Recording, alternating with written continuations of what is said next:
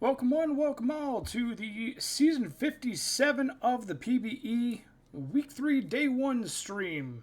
It's the All-Star game time. Hope you all are having a great Tuesday. I am your host for today's stream, Person Man, and I will be taking you through today's stream with both the All-Star game as well as the first few games of week 3. For the PBE. We're going to start things off with the Minor League All-Star Game. We're going to go ahead and... Oh, we got to advance the day, don't we? It's my first time using the brand new OOTP 26, so please be patient with me. Real quick, let's go ahead and save before we get any farther here. Okay. Now, I don't think I have to reset any of the game settings. This is a new engine. It shouldn't, anyway. Let's see. Oh, I do. Look at that. Player size, 160. Ball size. I did not prep this ahead of time. I apologize. 3D animation speed. We want that at very fast. Maybe super fast. I don't know. We'll have to adjust that if we need to. Delay? The heck is delay? Camera movement delay.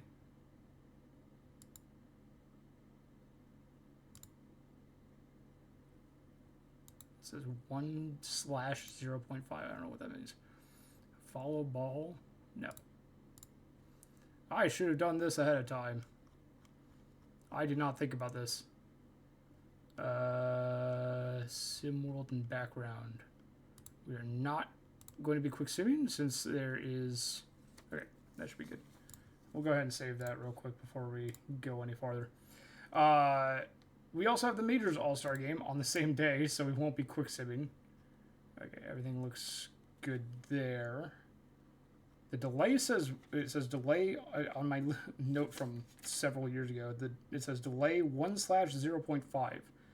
I don't know what that means. Camera movement, delay, camera transition time. Does that mean that this is supposed to be 1? I can't be 1. I don't know what that means. Well, if things are jank, we'll figure it out as we go. Western Division versus Eastern Division for the Minor League All-Star Game. We have Mello, Jacques Jean. Jacques Jean is a Firehawk since when? I thought they were a Puerto Rico Rana.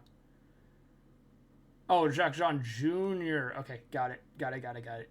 Mello, Jacques Jean Jr., Rainier, Laramie, Justice, Adam Colbebe, Wolf, Max, and New Fan, which is the bot tag, will be your starting lineup for the Western Division with Scud Muffin on the mound. Eastern Division has Duke Newsome, Gator McGraw, Santos Garcia, Bobby Briggs, Rule, Blair, Sabor, Von Pippen, Picasso, and Ollie Erickson on the mound for the East. Let's go ahead and we'll pause play-by-play after each play. This is going to be an interesting first time through this for me, I think. Hopefully everything goes well. Oh, look, the Ranas are hosting. Sweet. All right, let's start the game, and we'll make sure that everything looks... Wow, that is loud. I don't know. Is that loud for you guys?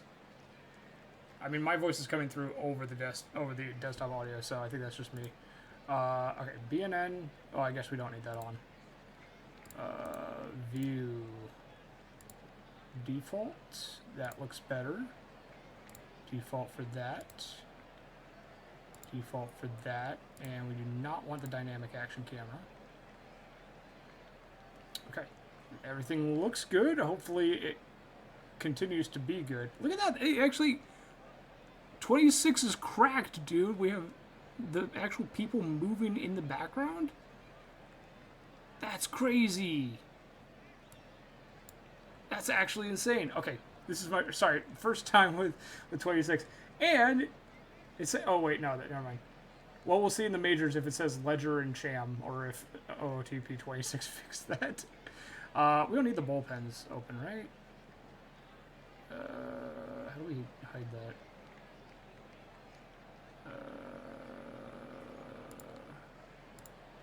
View.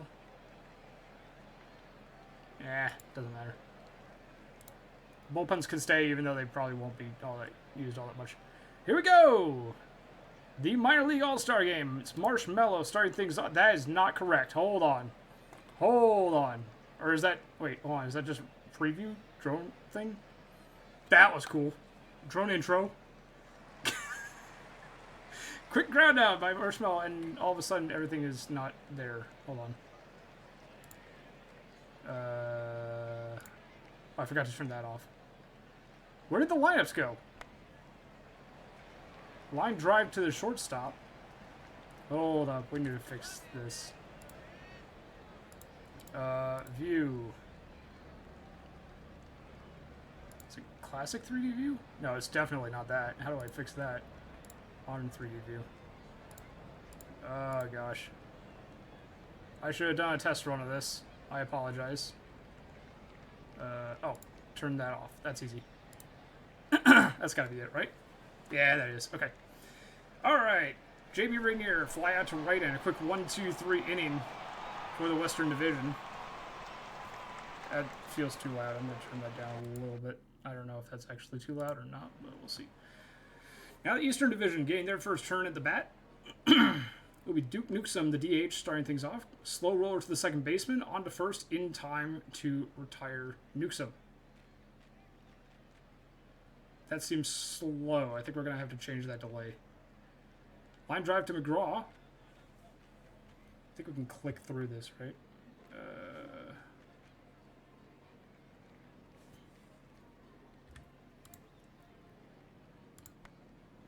Pop fly right side, and a 1-2-3 inning for the Eastern Division as well. Let's go game options here. Delay. Delay between action plays. Got it. That's where it was causing problems. 1 and 0.5. Return to game. This should be a lot quicker, hopefully. Alright, Western Division. Laramie, Justice, and Bebe. We're figuring things out on the fly. Sorry about that, chat. Line drive. Base hit for Laramie. The first hit of the day for either team. With the DH from the West getting a single. That is still seeming slow. Why is that so slow? AJ Justice grounds it to first, over to second for one, back over to first in time double play. This still seems slow. Game options. Let's move this to super fast. And delay.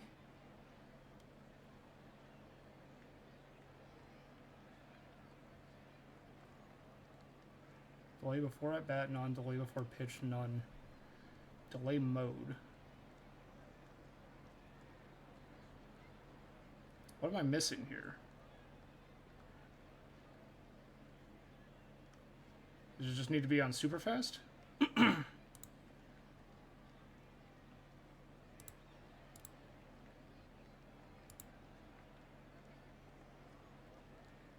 Maybe it just needs to be on super fast. We'll see. See if that fixes it. Adam Cole Bebe, a line drive right to the center fielder. And that is going to be out number 3. West get a hit from Laramie, but nothing else. No runs across. Eastern Division. Did I not re-enable play-by-play? Count Crabula, the new pitcher for the second inning. Bobby Briggs will get a base hit up the middle.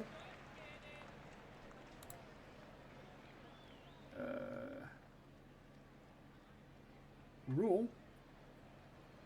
Base hit into left field. First and second for the Eastern Division.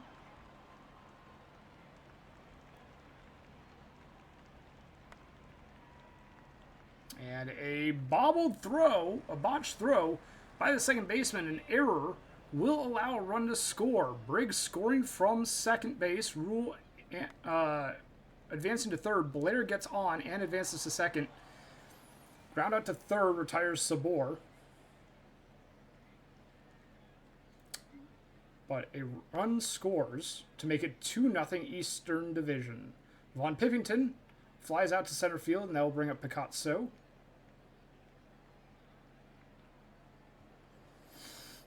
So grounds that right to the first baseman, who steps on first in time to retire the side. Eastern Division scored 2 runs on 2 hits and leave 1 aboard. Western Division, we have Wolf, Max, and Newfin due up. Wolf will foul out, 1 away. Why is it taking so long for him to get back to the mound? Max grounds out to second base. And that will bring up Newfan.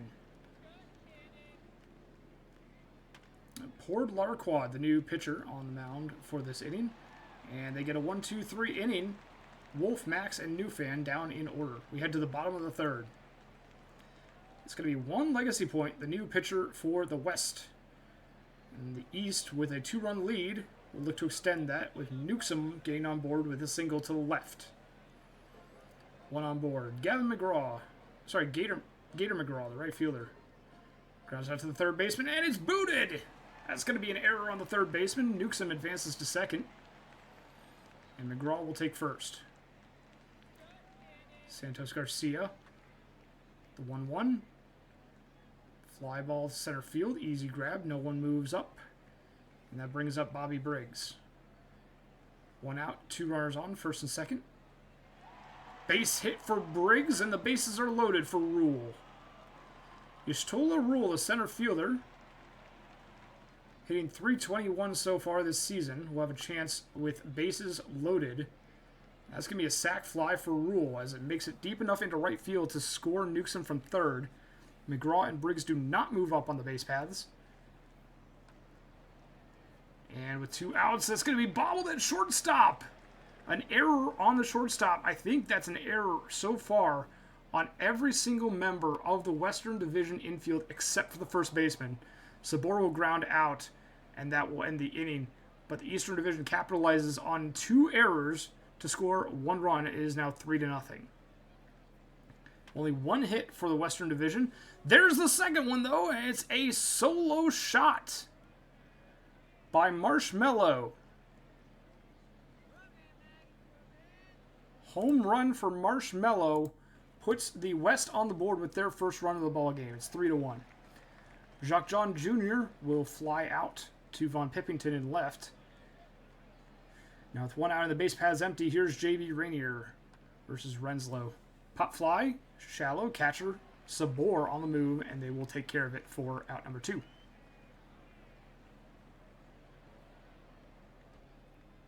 Here's Laramie. The line drive right to center field to end the inning. West scores 1 on the solo shot from Marshmello. And we head to the bottom of the 4th. 3-1 East. Von Pippington will strike out. What is the pitcher doing? Why are they... They're just wandering, dude. That's so weird. So is going to line out. Oh, we have a bot. We have a bot. Someone banned the bot. Mods, get on that. Mods, someone banned the spammer. Quick. Before our vulnerable Twitch chat sees it and clicks on a link that they shouldn't. Ban them. Oh, it's another error. Throwing error. This one, an error on the Eastern Division. Mods are not listening. I can ban them, I think. Maybe? How do I enter mod view? There we go. A base hit, fielder's choice will score a run. Justice coming home. And now a bunt. Retiring Max.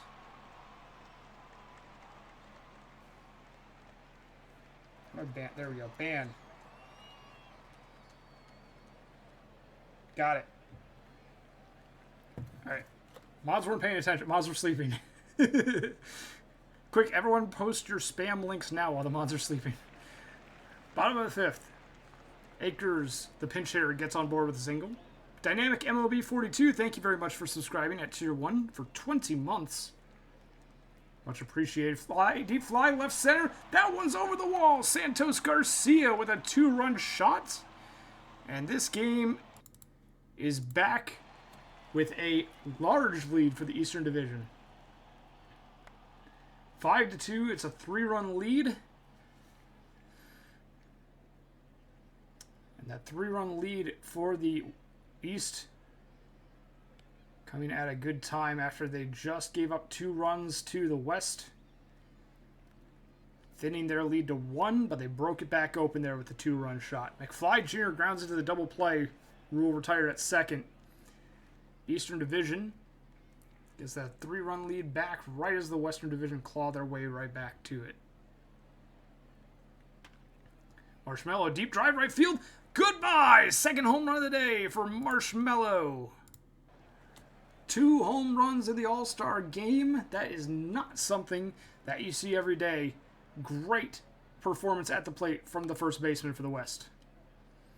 Pinch hitter Joe Anderson retired on the ground out, and that will bring up Rainier, the right fielder.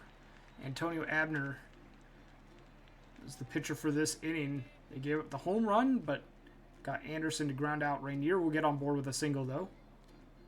2 hits in the inning. De La Fuerte, the DH, and wow! Caught stealing by a mile. Rainier did not get a good jump on that one, and the catcher Sabor throws him out at second base. De La Fuerte will ground out to end the inning. And we head to the bottom of the 6th. East still lead by 2. And it's going to be Ferguson, the pinch hitter. Foul territory. It's going to be caught by the third baseman, Newfin. Von Pippington will be the new batter here with 1 out, no one on. Line drive right to the center fielder, Wolf. Barely had to move for that one. 2 away. And now it's Picasso, the shortstop bot from the Ranas versus Crazy Tomato the third. And that's a base hit for So. The bot gets on board with a double. Our AI overlords have come to reign early. Base hit for Hoff. Christopher Hoff is going to bring home So, and that is going to extend the Eastern Division lead. It is now 6-3 off of the RBI single by Christopher Hoff. Stolen base attempt. Safe at second base is Hoff. Now Aaron Judge, the right fielder. And that's a base hit up the middle. Runner will come home and score from second base. Christopher Hoff scoring on the Aaron Judge RBI single. 7-3 East.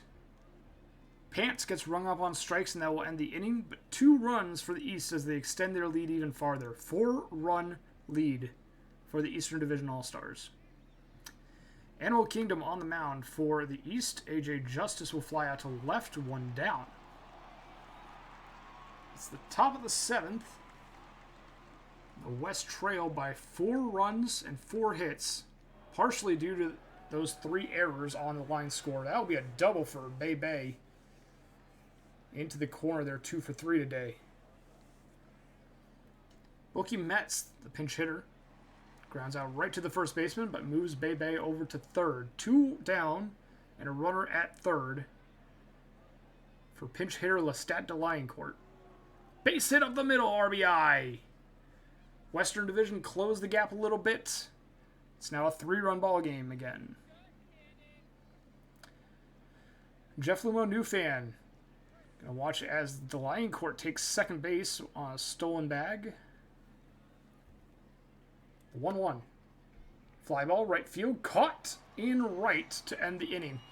The Western Division has put up exactly 1 run in 4 straight innings, but they still trail by 3. Eastern Division, Lefebvre, going to ground out to the shortstop, 1 away. Ishola Rule, the center fielder, will be pinch hit for by Bazooka Slow, who draws a walk. If they are true to the name, we probably won't see Slow often running. But they do go instead, and they manage to swipe the base. Stolen bag for Bazooka Slow, not so slow on the base paths, and wild pitch will allow Slow to advance to third.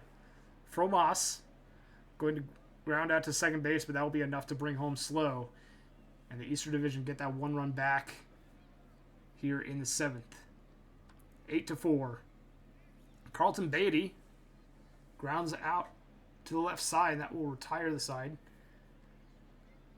Eastern Division get a run and manufacture it without any hits in the inning. Very impressive for the Eastern Division. Gibson double neck, the pinch hitter, flies out to the left in the top of the 8th here. The West have got to get some runs here. Otherwise, they'll be staring down the barrel in the 9th inning. Anderson flies out to center field, 2 down. No one on. It's Joseph Mathis Henry, the new pitcher this inning. And a line drive by Meredith, the pinch hitter, will retire the side. 4-run deficit for the Western Division, and they only have 3 outs to make it up. The Eastern Division will get one more chance to add on insurance runs here. It's going to be Aaron Boone on the mound representing the Bears, giving up a single to Pippington, but gets So to fly out to center field. 1 on at first, 1 away. And it's going to be Christopher Hoff, the DH. Struck out on the full count fastball. 2 down. Aaron Judge, a base hit to right. First and second for Pants. Or will they be pinch hit for? No, it's going to be J.D. Pants, who grounds out to first base to end the inning. We head to the top of the 9th. Eastern Division leads by 4. West needs 4 runs in this inning at least before 3 outs are recorded.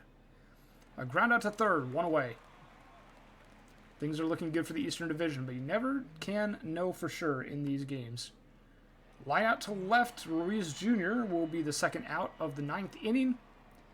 Last chance for the Western Division, and it all comes down to Adam Cole-Bay. No, it's going to be Mortimer Dog, pinch hitting, who lines out to right field for a quick 1-2-3 inning by Aventurine, who closes out the ball game 8-4 the final in favor of the Eastern Division. Sorry, fire Aaron Boone. I saw the nickname, and generally I don't register the nicknames in the quotations. Wow, lots of pinch hitters, as you would expect from an all-star game. The win is going to go to Hands. The loss will go to Crabula, both pitching in the 2nd inning. 1 inning for everyone, 18 pitchers used. Again, a very common occurrence for the all-star game, not so common elsewhere. It's not a nickname, it's his real first name. I know, sorry. I thought it was a nickname because it was in the quotation marks. If it was without the quotation marks and just said fire Aaron Boone, then I don't know. Marshmallow, the player of the game for this one, with a 2-for-3 ball game, 2 solo shots. Marshmallow, the first baseman, a great day at the plate. Another player to notice was Adam Cole-Bay, who went 2 for 3. He had a couple of hits as well. So congratulations to the Eastern Division, who get the win in the All-Star game. Now we head to the Majors All-Star game. As we get things set up here. Okay, looks like everything's saved. Actually, I am going to save real quick. Alrighty. And as we get ready for the Majors All-Star game, just a quick note that today's stream is brought to you in part, is sponsored by Frosty_Steel, a Twitch streamer in our league, swinging for wins, striking out on sleep schedules. Check him out live on Twitch after this stream. Don't go anywhere just yet. We got more PvE baseball, but do check out Frosty Steel. It's Frosty_Steel on Twitch. Sponsoring today's stream. Thank you very much, Frosty Steel. All right, we're going to pause play-by-play again just to make sure everything looks good before we get going. That's going to be Tanaka leading it off for the Legends Conference. Tanaka in their first All-Star game A younger player, 23 years of age. Are they a rookie too? I think they're a rookie. Let me double check this. Isuro Tanaka, second baseman for the New York Voyagers. No, they're not. Sorry, this is their sophomore year in the bigs. So Isuro Tanaka, one of the first-time All-Stars. Another one, Rob Littleton, will be hitting right behind him in the order at number 2. Then you have McLovin Jr., Most Skatos, Danny Burgers, Ethan Shadow, another first-timer to the All-Star game. Akshay Harushikesh in the 7th spot, while catching Julian O'Sullivan Jr. hitting 8th, and Nolan Windsor Jr., a 4th new player to the All-Star game. 4th player, I should say, in the Legends Conference lineup, where it's their first All-Star appearance in the majors. Joey Moose Jr. gained the start in their first Majors All-Star game. And then on the other side, on the Champions Conference, Guy Rousey will be getting the start. Both of the starting pitchers for today's game is their first time in the Majors All-Star game. And what a season they both have been having, especially Guy Rousey, 12-0 with a 1.87 ERA in 13 games. They got 12 wins, 1 no decision, 0 losses in the first half. That is incredible. An amazing start for Guy Rousey, the Death Valley starting pitcher. The rest of the Champions Conference lineup includes Can You Take Me Higher, first-timer to the Majors All-Star game, Murphy the Swift, Feka Ohikau, Commander War Smoke, Harry Callahan, Bandit Healer, Leon Rosenthal, Pee Wee Reese, and Michael Munson. Munson, I believe, being the only other one besides Mihire. Munson, Mihire, and Rousey, first-timers to the Majors All-Star game on the Champions Conference. Michael Munson, a rookie? Yep. 23. See, I would have expected 23 years of age for both of them to be rookies, but Michael Munson is the actual rookie, while Tanaka the sophomore. So, very impressive showing from Michael Munson, too, to make their way to the Majors All-Star game in their first ever season. 278 average and a 1.9 WAR so far this season. They are off to a great start to their Majors career. Let's go ahead and get started. We'll go ahead and make sure that everything looks good before we undo the pause play-by-play here, and that is why we do it. Okay. Wide camera? What the heck is construction kit camera? Oh! Oh, no. Oh, we definitely do not want that one. Alright, wide camera it is all around. Here we go. Alrighty. Okay, so it's no longer Ledger and Cham. It's Ledge and Chen for these two teams. Because they don't have, like, the abbreviations, I don't think. Alright, Guy Rousey on the bump for Death Valley, as we have the drone fly over for you here.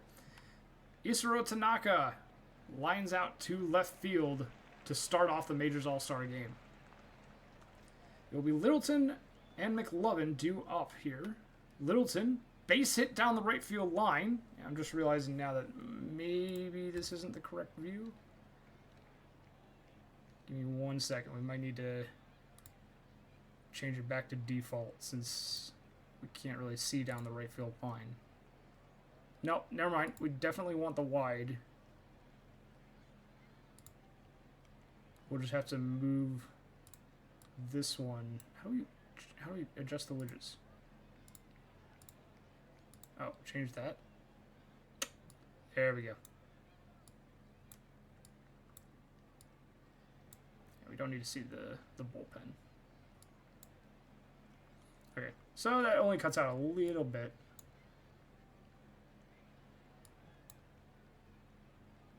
Of the field instead of the whole right-hand corner. There we go. That looks better. Alrighty. It's like on an angle, too. It's like we have the same setup on the right and the left, but the right field has a little chunk out of it, but the left field doesn't. It's like the field is on an angle. Anyway, Littleton on second. Skatos is going to get thrown out at first to end the inning. 1 hit from Littleton. No runs across for the Legends. Champions Conference Mihire gets on board with a single. Now it's going to be Les Swift. And a deep drive to center field. Back to the warning track. Over the wall. Murphy-less Swift. A 2-run home run for the Champions Conference. The Champions are up 2-0 in the first, with no outs in the ballgame yet. And a base hit for Ohi Cow. It's going to be a double. 3 straight hits for the Champions Conference to lead off this ballgame. Slow grounder to the second baseman, over to first in time to retire War Smoke. 1 away. Ohi Cow takes third. Moving up the runner, always a good thing. Callahan. That one going to get blocked in the dirt. Callahan will line out to the center fielder, not to the third baseman. I don't know what I was thinking. To the center fielder, and that will be deep enough for Ohi Cow to score a sac fly, technically, for Harry Callahan. And a base hit for Bandit Healer. We'll make sure that the base paths do not get lonely without a base runner on them for a little while here. Rosenthal will strike out. And that will end the inning. But the Champions Conference jump out to a 3-0 lead after the first inning. Danny Burgers, Ethan Shadow, and Akshay Hrishikesh due up for the Legends Conference here. Quick ground out by Danny Burgers makes it 1 away. Ethan Shadow, a base hit to right. And the Legends have a runner aboard. The batters are having a great time in the first half of season 57. As I say that, a deep drive to right field. Hrishikesh, a 2-run shot. Titans, the lead is 3-2 in favor of the Champions Conference. As the Legends answer back. Line out to center field. As I was saying, the hitters are looking good so far to start the season. You have 4 batters in the Champions Conference in the starting lineup just alone here with an average of over 300. An average of over 310, actually, if you want to get even more specific. Meanwhile, the Legends Conference has 6 batters hitting over 300 as Reese gets a single to left. So in the starting lineups alone, we have 9 batters hitting over 300 in the first half of the season. Double play turn, 6-4-3, very easily turned by the Legends Conference. It's probably not as easy as it looks, but they're making it look easy, and that's the important part. Champions Conference, Mihire gets on board with a single. 2 outs. And it's going to be a little Swift facing off against Swishman. Pickoff attempt, and they got him in a rundown. Thrown on to second, they got him. Mihire called out, retiring the side. That is not something you see all the time in this sim. The pickoff into the pickle. Love to see it. Taco Bell. We love to see it if you're not a Champions Conference fan, because they would have preferred that Mihire be safe. Taco Bell on the mound. Tanaka flew out to right. Littleton will ground out to first. And it's 2 down with McLovin Jr. coming up to bat. Welcome to OOTP 26. Do the weird plays happen more often in 26? Does OOTP get more OOTP? I guess there are more of it. Or improving from 23 to 26, right? So it's like 3 more OOTPs. So just weirder stuff happening. It is an AJ stream, so I'm just kidding. I'm Person Man. Ohi Cow. Going to ground out for the second out of the inning. Commander War Smoke will strike out. 1-2-3 for the Champions Conference lineup, and we head to the top of the 4th. 1/3 of the way through regulation, and it's a 3-2 lead for the Champions. Skatos grounds out to short, 1 down. Danny Burgers a fly out to center field. 2 away, and that will bring up Ethan Shadow, the right fielder. Jimmy Benico came in to pitch at the start of this inning. Oh, it's going to be bobbled at first base. Classified as a bad throw, so that's going to be an error on the shortstop. Who was that? Reese. Reese with the error. But the Legends Conference do not capitalize on it as a line out by Hrishikesh ends the inning. Bottom half of the inning, Callahan will fly out to center field. 1 away. Bandit Healer, the second baseman, faces Johnny Tatum. Line drive, deep, right field, in the corner, it's gone! Solo shot for Bandit Healer. If this was the regular season, that'd be their 8th home run of the season. But instead, it will just increase the champions' lead. It is a 2-run ball game, 4-2 champions.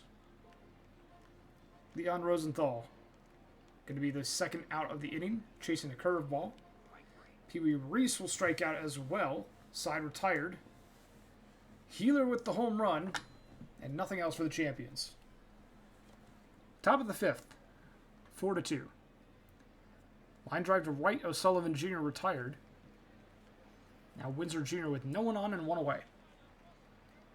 It's Calvin Ball on the mound. Grounder to first, over to Ball, who covers first. Will retire Windsor Jr. Tanaka grounds out to third, and that is a 1-2-3 inning for the Legends lineup. Still 4-2 champions. And we head to the bottom of the 5th. Munson strikes out, 1 down. How do we skip the throw around? Is there a way to skip the throw around, or is that just something they do now at the end of each inning? Base hit up the middle for Can You Take Me Higher? They're on board with a single. Chicas, the pinch hitter, in their first Majors All-Star game, as Mihire takes second. Stolen base. Runner at second now for Chickason. Slap shot to the shortstop, and that one's over to first for out number 2. Excuse me. What's the hit count? It is currently at 11 between these two teams. Montalban grounds out. Oh, for the inning. I didn't know you were looking to track that. Sorry, I wasn't paying attention to the prediction. We can check the box score at the end of the game. Or the play-by-play line score. Littleton is going to have himself a double. And now McLovin Jr. with a base hit up the middle. That should score Littleton. RBI single for McLovin Jr. So Legends Conference adds on a run. It makes it a 4-3 ball game. And now a base hit by Skatos advances McLovin Jr. over to third. Second and third. Grounder to first. Unassisted. Brooks is out. Now it's Ethan Shadow. 1 out, second and third. Big scoring opportunity here. They go to the plate, and they got him. Second out. I would appeal that. I thought they were safe. Skatos to third. It's first and third. Now a base hit up the middle, and that's going to tie the ball game. Throw it to second, and they got him in second. The relay throw to second base, they got him. Oh, whoa, TP26 is cracked. 4-4. Tie ball game. We head to the bottom of the 6th. Deathridge going to strike out on the cutter from Sheet, who enters the ball game here. Callahan grounds out, 2 down. And now Bandit Healer, who homered earlier in the ball game. 2 for 2 on the day with a home run, but they will ground out to first to end the inning. A 1-2-3 inning from Sheet, retiring the champions lineup in order. Top of the 7th. Legends looking to break the tie and take the lead for the first time today. And a base hit up the middle will put them on the right track. O'Sullivan Jr. with a single. O'Sullivan Jr. at first base. Van Caliente strikes out on the circle change. Brings us to the top of the lineup. A starting pitcher pinch hitting for Tanaka. Grounds into the fielder's choice. 2 down. And now it's Rob Littleton to face John Cowgill. Runner at first. They go for second. Out by a mile. The catcher, Leon Rosenthal. Gunning down pitcher at second. Jackson Kidd, the new pitcher for the Legends Conference, gets Rosenthal to ground out. 1 away. Very even on the line score here. 4 runs, 8 hits for both teams, and only 1 error. Never mind. Pass breaks that up as the Champions Conference take the lead in the hits column. They're looking to take the lead in the runs column too, but Pass will start things off with a single. And takes off for second. Safe! Runner at second for Althouse against Jackson Kidd. 1 away. Rounder to second, over to first. They had to stretch for it, but that will be out number 2. Top of the lineup for the Champions Conference, it's Enderman against Taylor Adkins. Pop fly, foul territory. Third baseman comes in to collect the out. No runs on a hit and a runner left on. Game still tied at 4. And it's going to be Cotswold, the new pitcher for the Champions, representing the Toros. Becker, the DH, strikes out on the slider. McLovin Jr. will be pinch hit for by Jerry Mander. And lines it right back to Cotswold. That was a bit scary as a pitcher. Had that line drive right back at you. A 6-3 ground out will end the inning, sending us to the bottom of the 8th. Chuck Nasty on the mound, representing the Vandals. Chikason with a base hit to left. Runner on for Montalban. No one out, runner at first. The 0-1 from Nasty. Base hit to right center field. Montalban on board with an extra base hit. It's going to be a double. Chikason advances to third, and now 2 runners in scoring position with no one out for Deathridge. Big scoring opportunity here for the Champions Conference if they want to take this lead back. Swing and a miss on strike 3. Deathridge retired on strikes. Lon Gnomes. The plate. He's out of the plate! Again, I thought he was safe. But a fielder's choice, sending the ball home, was the right decision. Saves a run, and now a line out to left field ends the inning. Champions Conference had second and third with nobody out, and they do not score. And they send Thorne Belfer to the mound to try and prevent the Legends from getting a run in the 9th inning and taking the lead. Mio walked and then advanced. I don't remember who it was that walked, but Mio pinch ran for them and steals second base. Pierre Phillip grounds out to advance the runner over to third. And now with a runner at third and 1 out, the Legends, if they score here, they really put the pressure on the Champions Conference. Is that deep enough? Coming to the plate, safe at home. Sack fly for Brian Payne, and Mio will score from third. 5-4 Legends. Champions need to score here in the bottom of the 9th, or it is over. They had a 3-0 lead. They had a 4-2 lead, and now they trail 5-4 with only 3 outs left to play. Reeves flies out to center field, 1 down. Pass with Althouse on deck. Pass is 1 for 1 today, and they strike out on the 2-2 from Jones, Ransom Jones. And they're down to their last out. Champions Conference. Link Althouse, the DH, struck him out, and that's going to end the ball game. Champions blew a 3-0 and a 4-2 lead in this one to fall 5-4 to the Legends Conference, who scored 3 unanswered runs over the course of 6 innings. Sorry, 5 innings. My mistake. 5-4 the final. And the win will go to Nasty. The loss will go to Belfour, and Harishikesh will be your player of the game for this one. There they are in the lineup, 1 for 2 with 2 RBIs and a run scored. Payne also with 2 ribbies. Congratulations to the Legends Conference. McGritty, did you need to see the how many hits were in? I forget what inning you were referring to. I think it was like the 4th.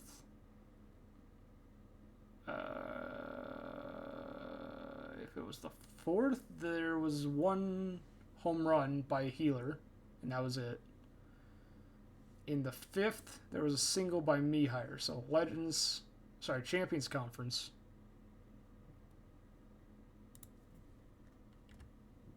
There we go.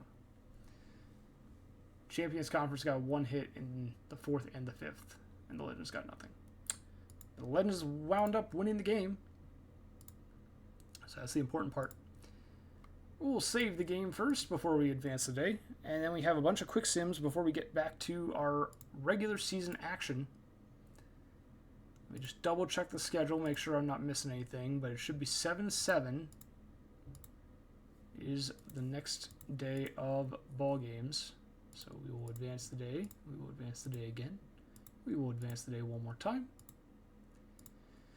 And now we have our first primetime game of the stream. The Boise Raptors, 11-43 and 3-23 on the road, will be taking on the Providence Crabs, 21-33, and at home they're 15-14. Billy the Kid versus LaShawn Maximus Marbondoleni Pitchlord. Both teams at the bottom of their respective divisions.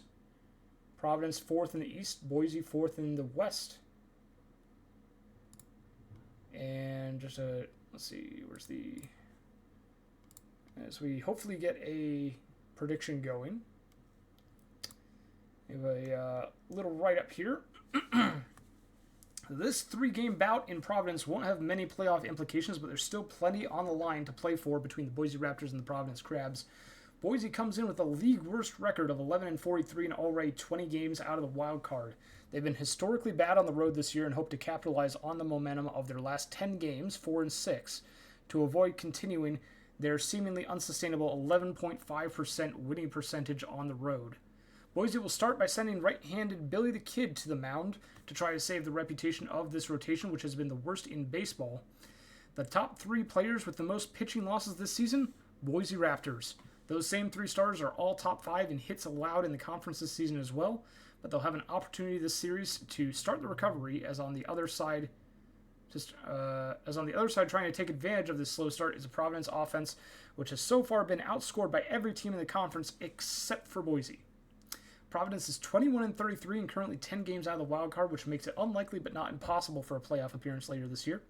Providence's small ball offense includes the top 3 players in singles this season in the conference, in center fielder Martinez Momspooner, first baseman Grail Traveler, and right fielder Beryl Summers. On the mound for them tonight is a starting pitcher who is currently 5th in the conference in walks per 9 in LaShawn Maximus Marbondoleni Pitchlord. Expected to make an appearance later in the series is staff ace Wade Silliams Jr., who is currently 4th in the Legends Conference in pitching WAR.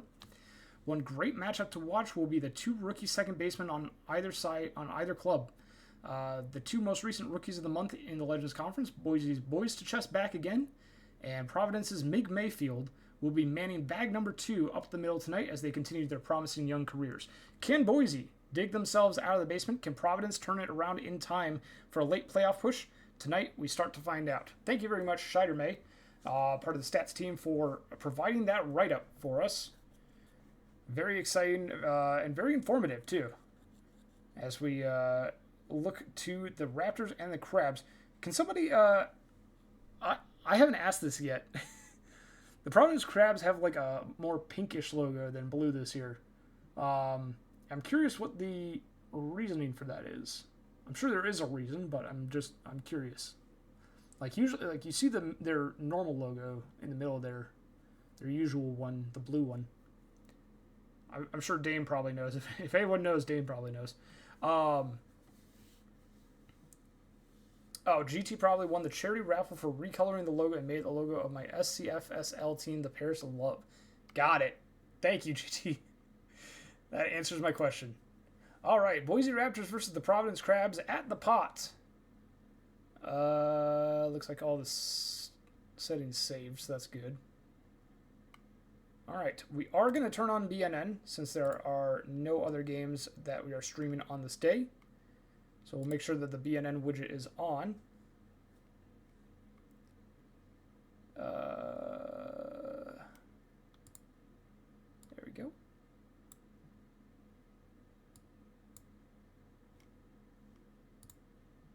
Alrighty. Seems a little bit compressed. That's a bit better. We'll go with the default for this one.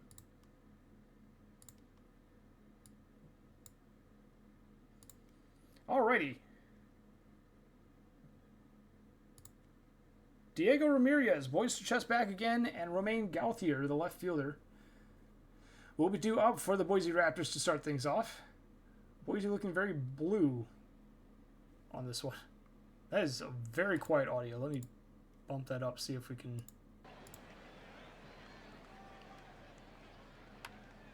There we go, that's a bit better. Alright, 2 down. As the ground out from back again will be the second out of the inning. Gauthier, a base hit up the middle. And we have a runner on first with 2 away.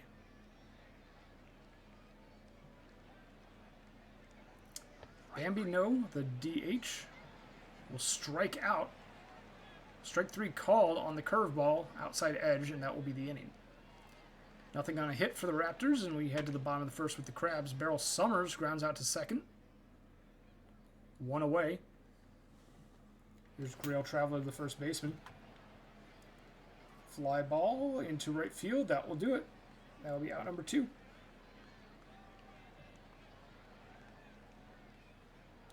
Now it's Paulo Zalewski. Deep drive to left field over the wall. Solo shot for Paulo Zalewski.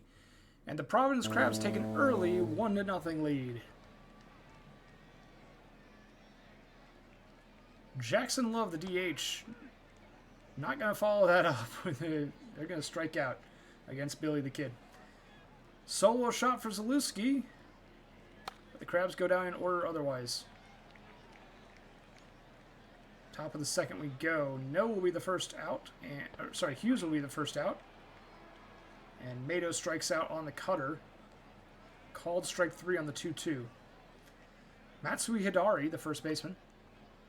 And that's going to be a base hit past a diving considerations at shortstop.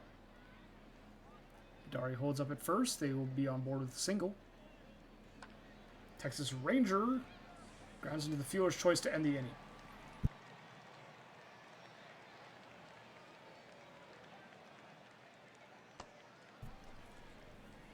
Martinez, Mom Spooner, going to be drawing a walk on the full count pitch. Good patience at the plate there.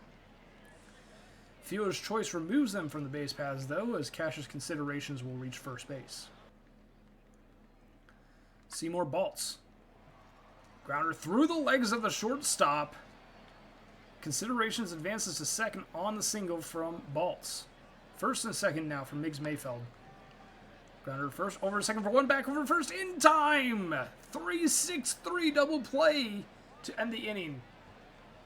Crabs do not score, but they lead 1-0. 2 innings down, 7 to go. Arthur Dent, the right fielder, swings and misses at strike 3. A cutter from Pitch Lord. Ramirez grounds out to first base. And now strikeout of back again. Will send the Raptors back to the field again. Bottom of the third. It's Quake.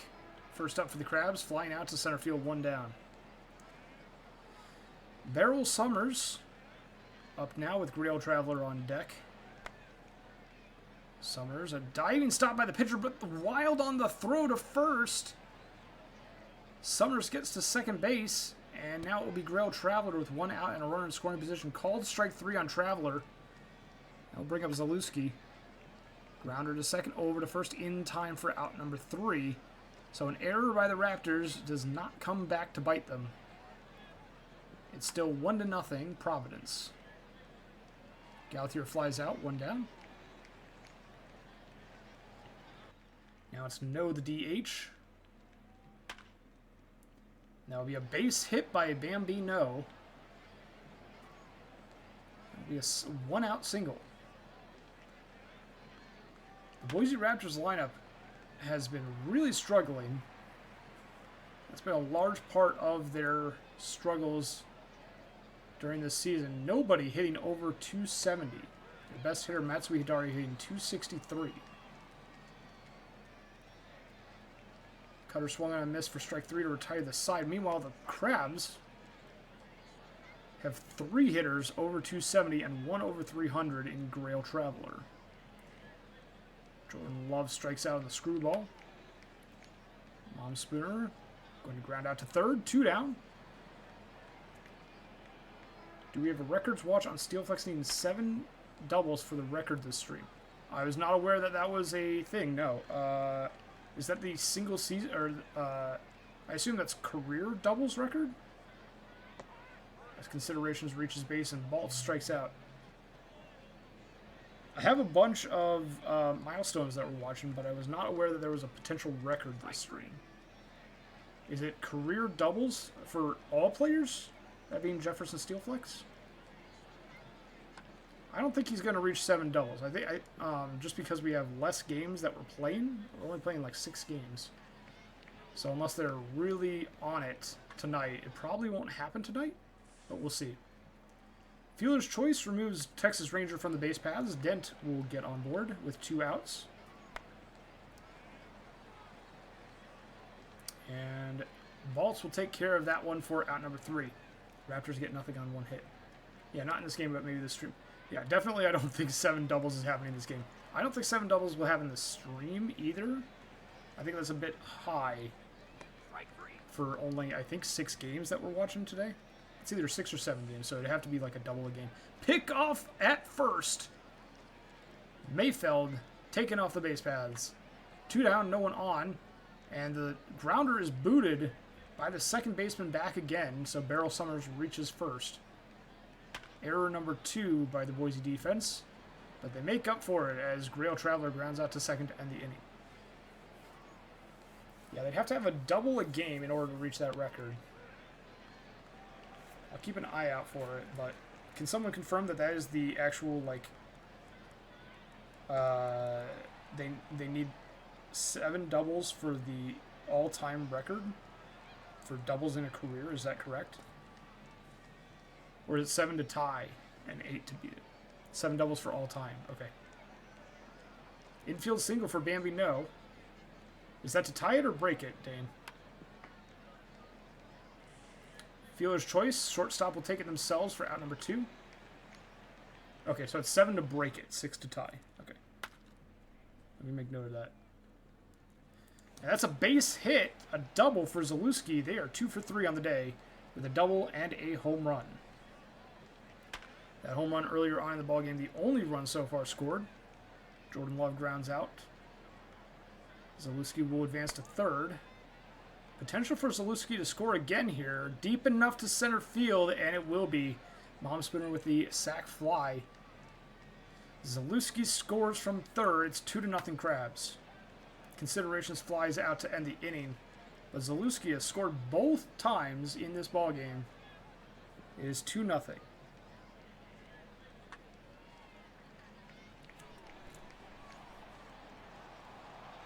Line drive to Zalewski in left. Retires Mato. Hidari, the first baseman, flies out to center field, 2 away. Stats didn't put it on there because 7 doubles in 1 stream would be nuts. Yeah, that's kind of what I was thinking too. 7 doubles in 1 stream. Unless Steelflex just absolutely pops off and has like 3 in a game, then I could see it being possible. We only have 6. It's either 6 or 7 games that we're streaming as opposed to like the 8 or 9 usually because of the All-Star games. So it's even less games that we're playing in this stream than a usual regular season stream. I'll keep an eye out for it, though. Don't think it will happen this stream, though. Hopefully it will happen later this week, though. That'd be really cool to see. Total of 1458 games played in the majors and only 484 doubles. Strike 3. That's what, a double every 3-ish games?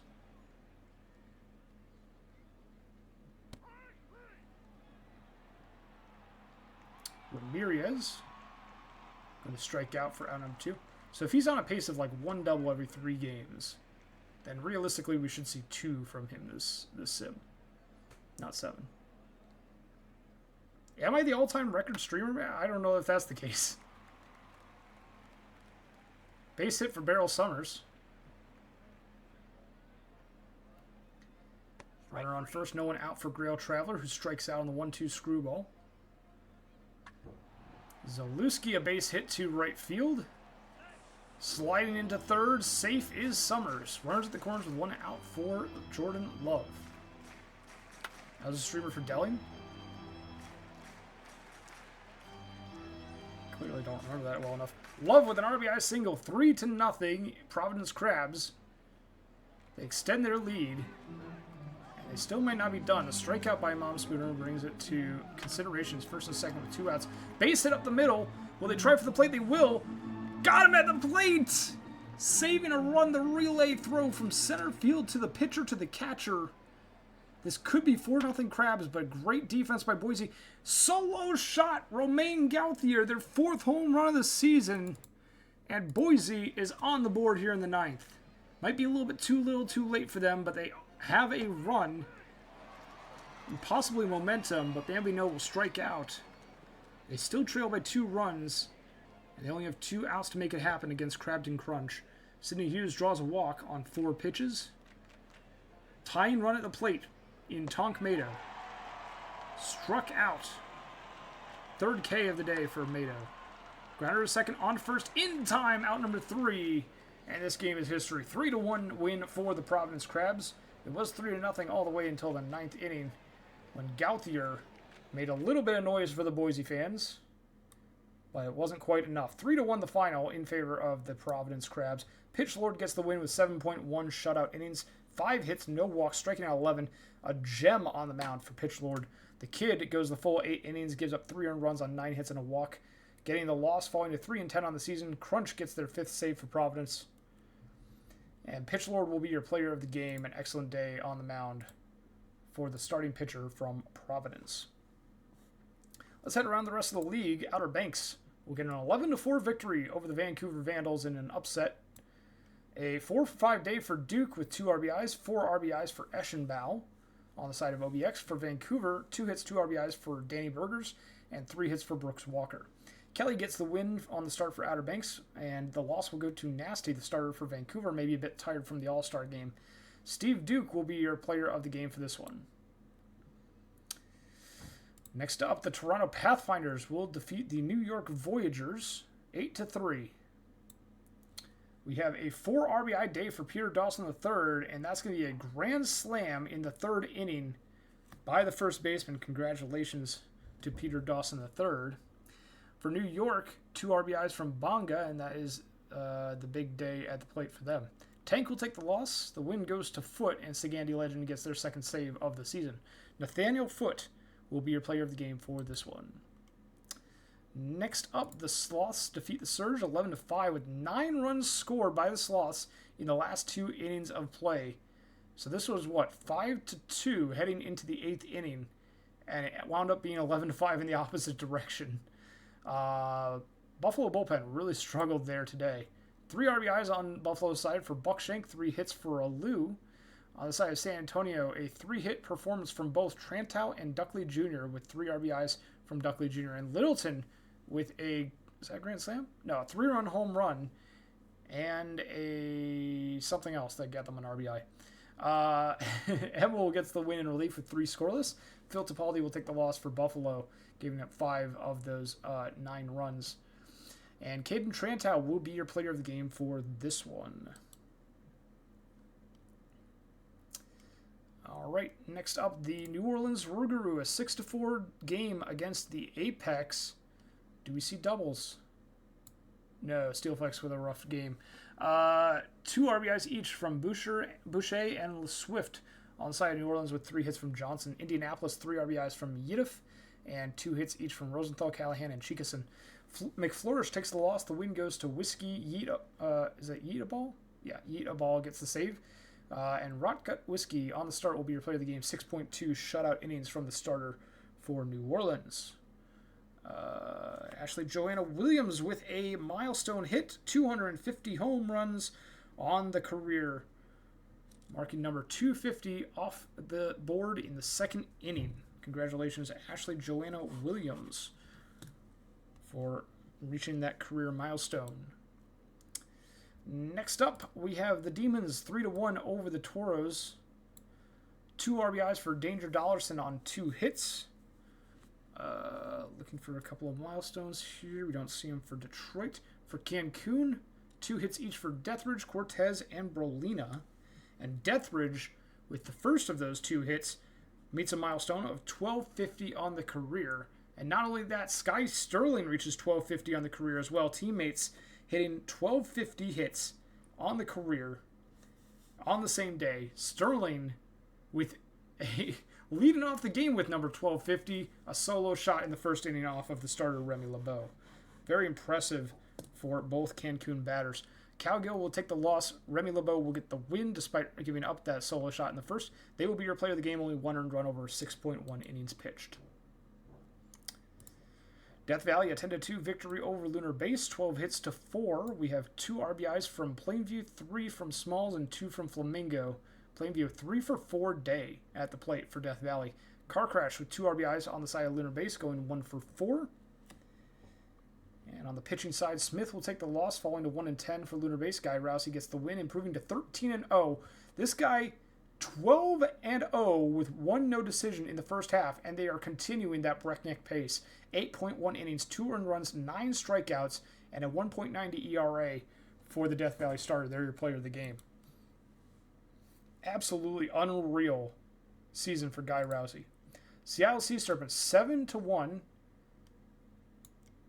The victory here for them. 3 hits each from Mehire and Warsmoke. 2 RBIs for Hawkins on the side of Seattle.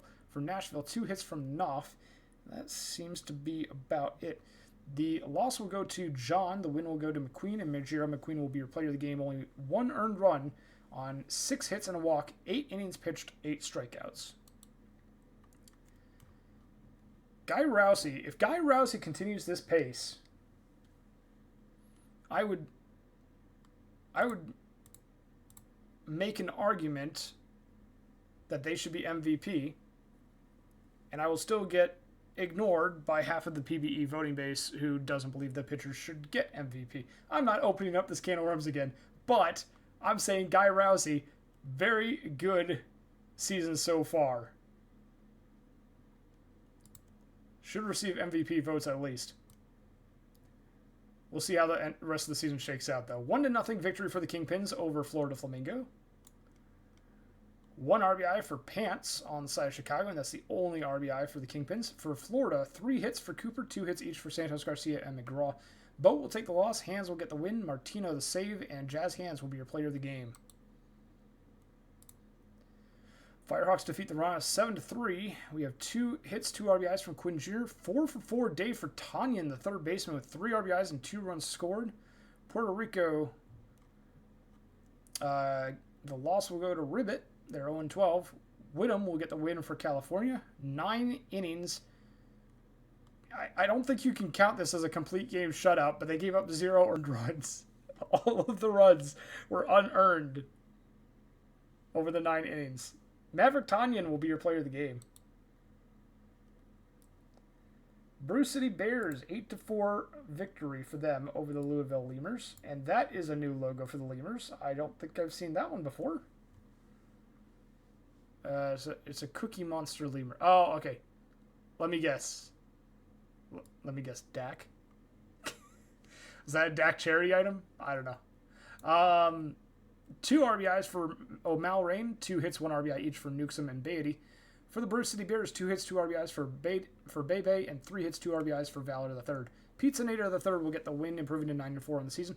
Eshelman III takes the loss for Louisville. Valor III gets the player of the game nod. A lot of the thirds. We're very creative with our names here in the PBE. State College Swifties, 11-6 over the Dillos. 2 RBIs for Boy, 3 hits for Matthews on the side of the Dillos. For State College, 3 hits for Rule, 3 RBIs for Confused, and Pavo goes 2 for 5 with 2 ribbies. Kitmaker will get the win, Justice the save, Gonzalez the loss. Rule will be your player of the game for this one. And last but not least in the minor leagues, the Wheelers, 5-4 over the Hepcats, 11 hits to 8. 2 hits, 2 RBIs for Parker at the top of the lineup for Anchorage. And for Kansas City, 2 RBIs for Perez, 2 hits for Kirkland. Legacy Point will take the loss. The win will go to Cheese, and McIntosh will get the save. Mac and Cheese will be your player of the game. And that ends July 7th. We advance the day. We save. And we have some quick sims for July 8th and July 9th, so we're going to keep on trucking with the box scores. Voyagers defeat the Pathfinders 9-1, 15 hits to 6. We have a 3-hit day for Chase Hunter and an RBI for Dawson III. For New York, 3 RBIs for Skatos and 3 hits, 2 RBIs for Bunga at the top of the lineup. Adkins gets the win. improving to 9-0, 1 earned run over 7 innings pitched. Very impressive outing. Khan will take the loss for Toronto, and Taylor Adkins will be your player of the game. I don't think I saved after quick saving, so we'll do that now. Vancouver gets revenge against Outer Banks for the first game of this series, 9-4 in favor of the Vandals for Game 2. 2 RBIs on 2 hits for, is it Rachel Mortimer? Yeah, Rachel Mortimer. Vancouver Vandals get 3 hits for Stephen Strange, 3 hits, 2 RBI for Brooks Walker. Lord will get the win, King takes the loss, and Brooks Walker will be your player of the game. Buffalo Surge get revenge for Game 1 in their series. It's 4-3 against the Sloths. In a walk-off, a ground-out sacrifice by Mio, driving in 1 run in the bottom of the 10th. 3 hits, 1 RBI for Kelly. 2 hits, 1 RBI for Dog Maple on the side of Buffalo. For San Antonio, we have 1 hit, 1 RBI each for Trantow, Mander, and Duckley. Those all came off of the home run, the long ball, San Antonio.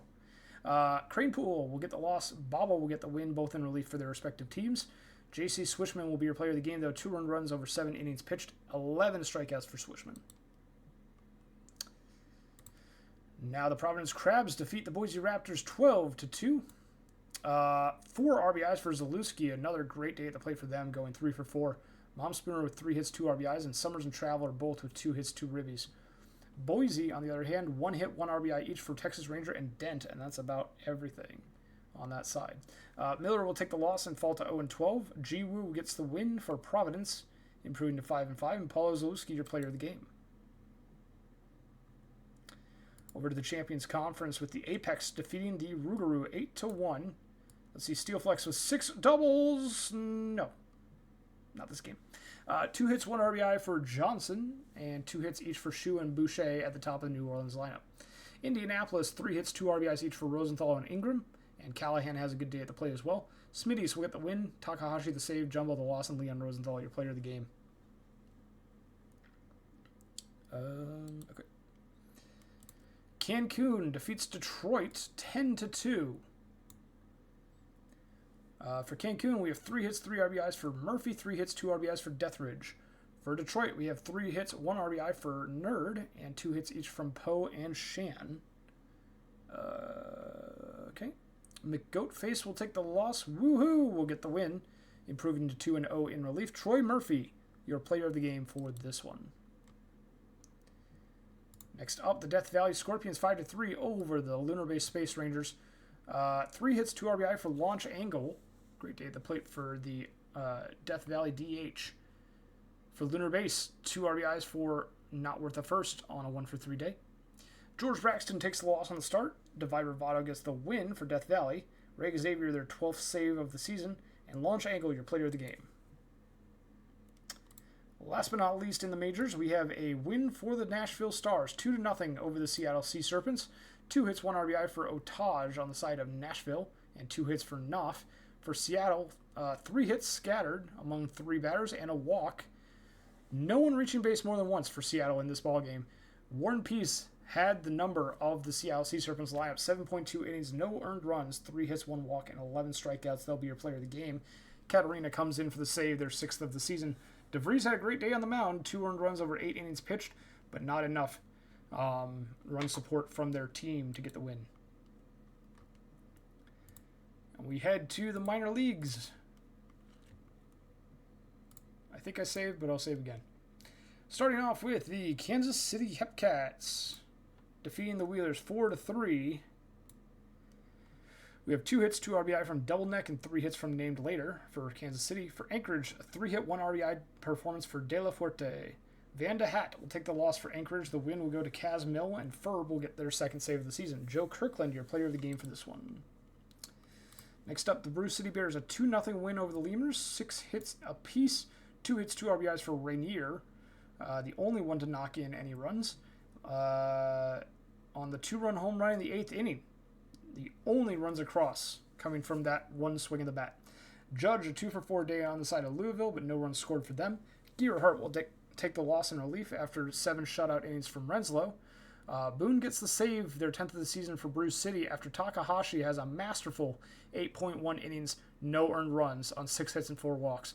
Shota Takahashi will be your player of the game for this one. Alrighty, Puerto Rico Ranas defeat the Firehawks 8-7. Bright points for the Firehawks include 3 RBIs from Stell and 2 hits, 1 RBI from Sandals, the center fielder. Shigeno blows the save, Crash will take the loss, and Mean President will be your player of the game. The Amarillo Armadillos, a 13-4 victory over the State College Swifties, courtesy of a 7-run second inning. A run-scoring single by Greer and Slam Squatch, and a grand slam home run by Dog, all in the bottom of the second. The Dillos get 5 RBIs on a 3-for-5 day from Mortimer Dog, and 4 RBIs on 3 hits from Matthews at the bottom of their lineup. While State College gets 3 RBIs on 2 hits from Ferguson, their catcher. Johns gets the win for the Dillos, going the complete game, giving up 4 runs, while Abner will take the loss for State College, giving up 9 earned runs in 3.1 innings. Ouch. Bo Matthews will be your player of the game for this one. And last but not least for the minor leagues, Kingpins defeat the Flamingos 3-0. We have 2 hits for Phillips on the side of Chicago, and on the side of Florida, not a whole lot. The win will go to Ringy. The loss will go to Mentrum, both on the start for their respective teams. Martino the save, and Ringy will be your player of the game with 5.2 shutout innings for Chicago on the start.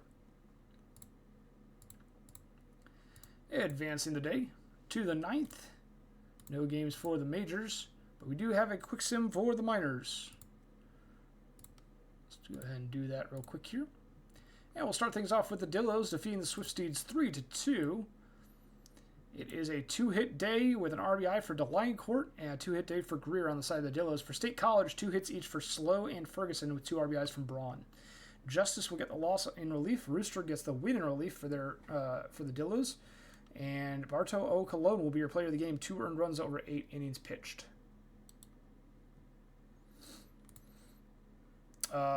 Bruce City Bears defeat the Lemurs 5-3. You have 2 RBIs from Robinson on the side of Louisville. For Bruce City, 3 for 4 day from Rainier and 2 RBIs from Kiso. Crabula gets the wins, Boone gets the save, and Erickson takes the loss. Count Crabula, your player of the game, 3 earned runs over 7.2 innings pitched. The Wheelers 5-3 over the Hepcats. 3 for 4 day with 2 RBIs and 2 runs scored for Double Neck. Great day at the plate for the Kansas City third baseman. Not a whole lot else going on in that lineup, though. Metz gets 2 hits, I guess, at the top of the lineup. For Anchorage, a 4 for 5 day with 2 RBIs for Miles Meredith, and Jayez will get 2 hits, 2 RBIs. Miller takes the loss. Muffin gets the win. Miles Meredith, your player of the game. Uh-oh, we're dropping frames. Okay, we're back to stable. Wow. 7-6 ball game. 20 hits to 14. But the interesting part is that it went 16 innings. Almost a doubleheader. This game was tied at 5 after regulation. 13th inning, Flamingos score 1 in the top. Chicago scores 1 in the bottom to answer back and keep the game going. And then no score again until the bottom of the 16th, where we have a sac fly by Mint to win the game. 3 hits, 1 RBI for Lumber and Bell on the side of Florida. For Chicago, 3 hits, 1 RBI for Phillips, Fromos, and Wonder. 7 of the 9 batters in the Chicago lineup had 1 RBI. 8 of the 9 batters had at least 2 hits. Everyone had at least 1 hit on the side of Chicago. That is what you call production from the 1 to the 9. Wooler will get the win in relief for Chicago. The loss will go to Larquad. 1-hit wonder, your player of the game. Where was Wonder? Oh, there they are. 3 for 6 day with an RBI and 2 runs scored. Wow. 3 relievers for Chicago only.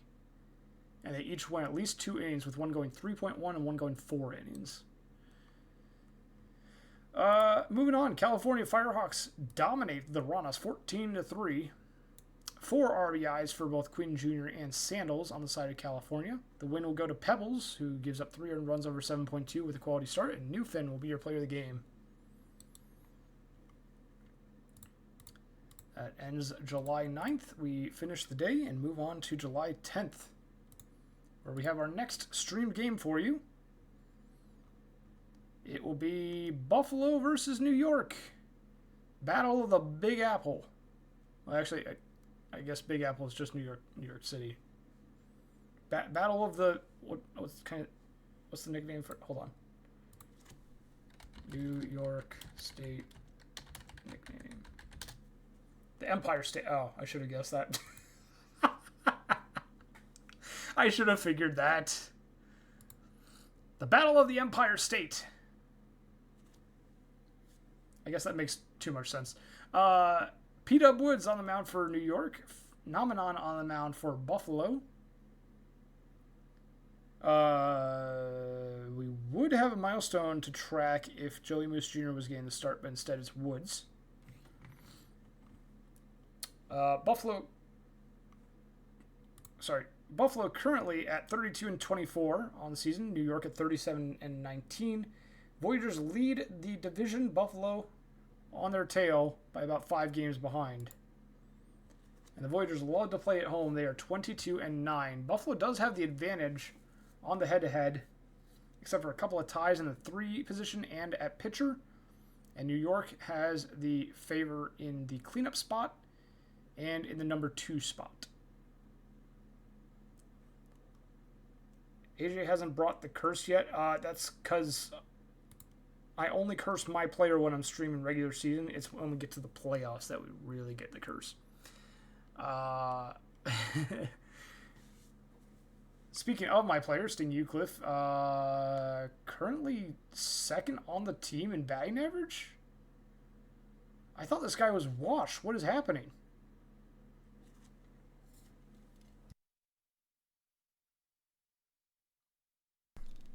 Don't curse my other team. Oh, were you talking about the Bears earlier? Okay.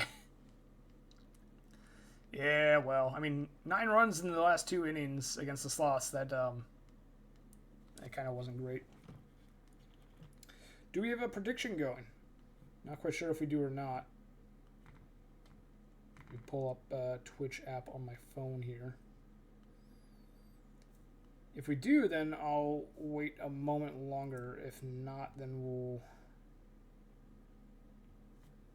How do I leave mod view?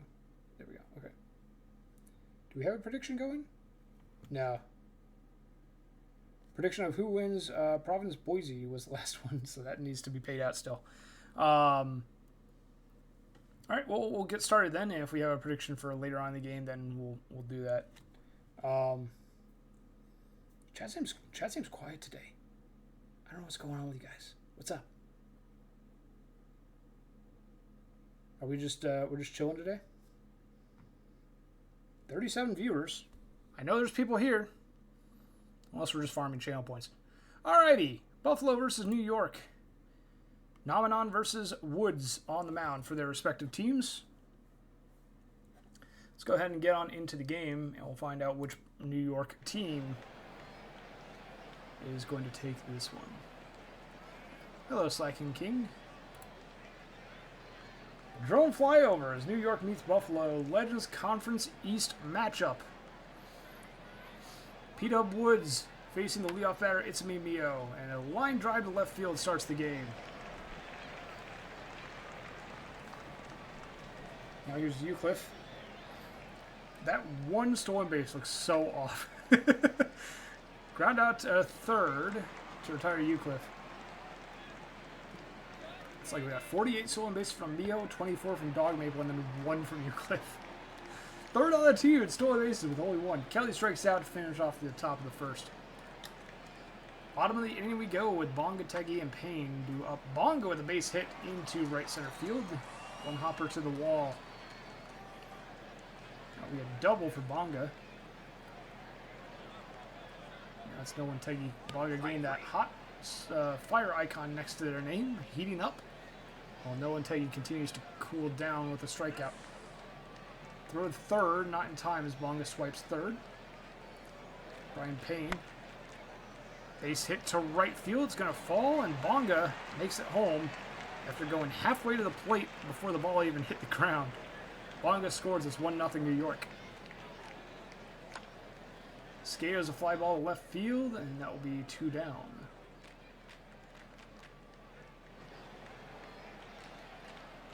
That's Ethan Shadow. A base hit to left center into the gap. That's going to be a double, and flying for the plate is Brian Payne.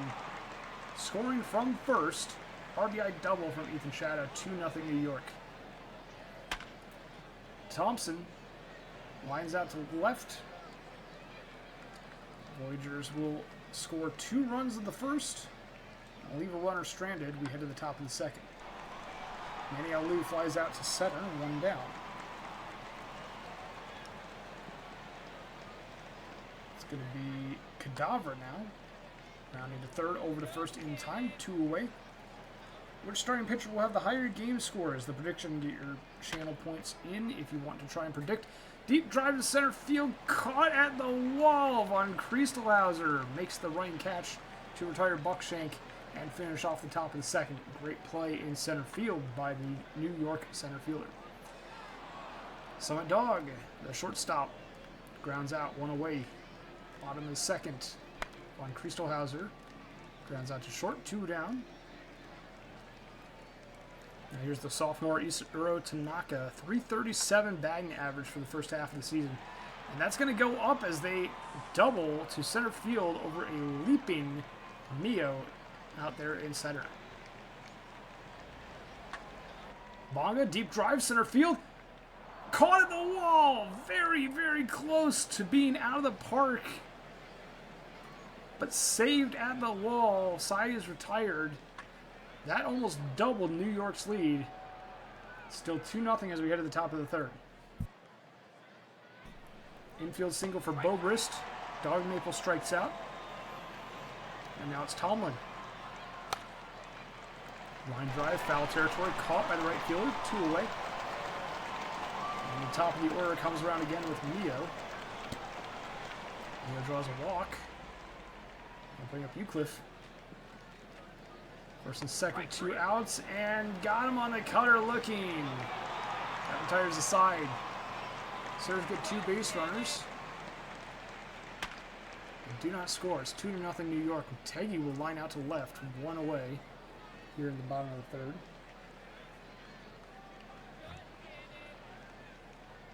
Strike 3. Strike 3 to Brian Payne, 2 down. And now here's Skados.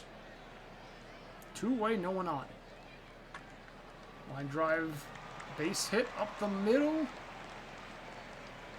Skados will get on board with a single, and now the New York Voyagers have a runner on board. Strike 3. Ethan Shadow strikes out, though, to end the inning, so nothing doing with that runner. Still 2-0 in favor of the Voyagers as we head to the top of the fourth. Kerry Kelly strikes out,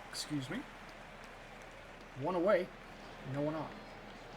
Manny Alou, the DH, strikes out, 2 down. P-Dub Woods with their 5th strikeout of the day. Cadavra will draw a walk. Second walk issued today by Woods. Runner on first, 2 away for Buckshank. Runner to short, over to second for the fielder's choice, and that retires the side. No runs for Buffalo. They're held to 1 hit through 4 innings. Offense is quiet today for the Surge. Now and on strikes out Thompson, 1 down. Summit Dog, the shortstop. Grounds it to second, on to first, out number 2. And now Von Kriestelhauser will come to the plate with no one on and 2 away. Strike 3.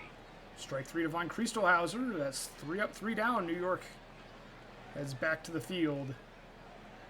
Disappointed with no hits in the inning. Bobrist strikes out. Strikeout number 6 on the day for Woods. 1 away, no one on for Dog Maple. Grounder to short, on to first. Had to stretch for it, but that's the out. 2 away, and now it's J.C. Tomlin. Base hit up the middle for Tomlin. The 2nd hit of the day for the Buffalo Surge. Coming here in the top of the 5th inning with 2 outs. Strike 3. Mio strikes out, and that will end the inning. Strikeout number 7 for P-Dub Woods over 5 innings pitched. 2 hits, no runs through the first 5 innings for the Surge. Tanaka flies out to left to lead off the bottom half of the inning, 1 away. Isuro Tanaka was the casualty there. Udo Banga flies out to center field, 2 down. Now it's Nolan. Excuse me. Now it's Nolan Teggy. Struggling so far this season with a .252 average, lowest on the team. They will draw a walk here. They have a couple of stolen bases this season, but we do not see them often running. Brian Payne singles down the left field line to advance Teggy to third. Now runners at the corners with 2 away for Skatos. Big opportunity for the Voyagers here. Fly ball right field, and it will be caught to end the inning. Voyagers get a couple of base runners, but they strand them both. They lead 2-0 though as we head to the top of the 6th. Eucliffe draws a walk. Good patience at the plate from the third baseman. Kerry Kelly strikes out. Eucliffe on first. Alou with a fly out to right, and now it's going to be Kadabra. 2 outs, runner on first. Each of these last 3 batters has been the tying run at the plate. A fly out to center field will end the top half of the 6th, though. And the Surge continue to fizzle with their offense. Not a whole lot going on there. Only 2 hits through 6 innings. Pete Woods just happens to just seems to have their number. Namanon strikes out Thompson, 2 down. There's Dog, the shortstop. Batter to short, over to first in time, out number 3. 1-2-3 go the Voyagers. Namanon has been having a solid outing. Only 2 runs over 6 innings pitched. They had a rocky first, but since then has been cruising. Deep drive to right field. Razmataz Buckshank goes yard, and the Buffalo Surge have their first run of the ballgame. 2-1 in favor of the Voyagers, but the Buffalo Surge lineup has life in it. Zen Bober strikes out. 9th K of the day for P-Dub Woods, and that will be their final K as Ransom Jones comes in to pitch in relief. Shortstop. Left fielder Dog Mabel grounds out to the shortstop. And Tomlin strikes out to end the inning. Buffalo cuts the lead in half. Cuts their deficit in half. As it is now a 2-1 ball game. Bottom of the 7th after the stretch, Von Christelhauser flies out to Mio in center field. Tanaka deep drives right center field. The Voyagers answer back. Solo shot by Isuro Tanaka, 7th home run of the season, and the Voyagers take their 2-run lead right back from the Surge. Bonga grounds out to first. That'll be out number 2. Now here's Nolan Teggy. 2 outs, base paths empty. Deep drive left field. No doubter for Nolan Teggy. They snap the cold streak with a home run. Their 13th of the season, now 2nd on the team behind most Skatos. Their 37th RBI. Nolan Teggy puts the Voyagers up 4-1. Brian Payne, the 3rd out of the inning, but the Voyagers get 2 runs off a Namanon. This is looking dire for the Surge as they only have 6 outs left to play with. Make it 5 as Mayo flies out to right. 5 outs. They trail by 3. Sting Eucliffe. Deep drive to left field. No way Sting Eucliffe does it. Solo shot for my player. I thought this guy was cursed whenever I was streaming his games. What happened? 4-2 ball game. Kerry Kelly lines out to left field. Surge still have a bit of a ways to climb here. But it's a little bit more in reach. Alou will strike out, though. Buffalo will need at least 2 in the top of the 9th just to stay alive. New York can add some insurance runs here against Namanon. Skatos will fly out to center field. Namanon at 101 pitches, now at 106, excuse me. Might be their day, might be done. No, they're going to stay in to face Ethan Shadow and gets him to ground out. Good decision by the manager keeping them in. How long will Namanon stay pitching, though? Jazzy Thompson comes to the plate. Namanon's still in. Thompson strikes out. So Namanon goes 8 innings, gives up 4 runs. That's probably going to be their day. as they pass the 110 the 110 benchmark here. Kadabra starting things off well for the Surge in the top of the ninth with a double. Leadoff double for the catcher. Puts him into scoring position, and the time run at the plate. Line drive to center field retires Buckshank for a 1 down. Here's Zen Bobrist, the cold right fielder, will strike out on the fastball. Surge down to their last out of the game. Pop fly right side, that will do it. Dark Maple pops out to the first baseman, and the Voyagers win 4-2, keeping the pressure on in the late innings as the Surge try to make a late inning comeback, but it's just too late in the game. Good day at the plate for both Tanaka and Payne. They both get 2 hits with an RBI. Tanaka, Shadow, and Bonga all with a home run on the side of New York, and Buckshank and Eucliffe both with a home run for Buffalo. 5 home runs in this ballgame. Lots of fireworks today. Namanon takes the loss. Woods will get the win. 1 earned run over 6.1 innings pitched. 9 strikeouts. They'll be your player of the game. Ransom Jones gets the save, going 2.2 innings. That finishes off our fourth streamed game of the sim. We'll have one more, but some box scores and quick sims coming your way right now. Starting things off with the Providence Crabs defeating the Aviators 1-0. Solo home run by Paulo Zalewski. It seems like this is Zalewski's sim. They have had a great sim, and this one, the only run in the ballgame, coming off of Lanky Schramm, who goes the full 8 innings, giving up just that solo shot, and then 3 additional hits and 2 walks. Striking out 9 Crabs. Great day on the mound for Schramm, but outdueled by Silliams Jr., who gets the win in the player of the game nod. 0 earned runs over 7.1 innings pitched. Crunch gets the save, their 6th of the season. Next up, the Sloths will defeat the Pathfinder 6-2, 15 hits to 7. 3 hits, 3 RBIs for Mander. 3 hits each for Littleton and Stewart on the side of San Antonio. For Toronto, 2 hits for Chase Hunter and 2 RBIs for Hinckley. Random gets the loss, and they fall just short of a milestone. They're looking for 1,000 innings pitched, and they need 6. And they fall 1 out shy of that. So, assuming that they get an out in their next start, that's when they'll reach that milestone. Tatum will get the win for the Sloths, improving to 9-3 with 0 earned runs over 7.2 and 15 strikeouts. Tying the San Antonio Sloths regular season game record for strikeouts with 15. And despite all that, Jerry Mander will be your player of the game for this one, going 3 for 3.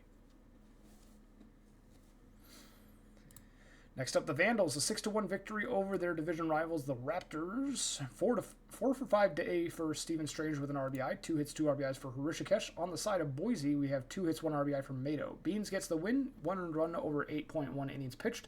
PKVS will take the loss for Boise, and Andy Beans will be your player of the game. Great day on the mound for the starting pitcher. Let's see. Next up, the New Orleans Rougarou will defeat the Sea Serpents 7-1. That means we had 7 doubles from Steelflex, right? No. We did have 1, though. We'll take that. 1 closer to the record. 6 more for Steelflex. They had a great day, though. 3 RBIs on 2 hits for Jefferson Steelflex. On the side of Seattle, the leadoff hitter, Mihire, goes 2 for 3 with a walk. Cash will take the loss. Slossberg gets the win, improving to 5-10 with a great day on the mound.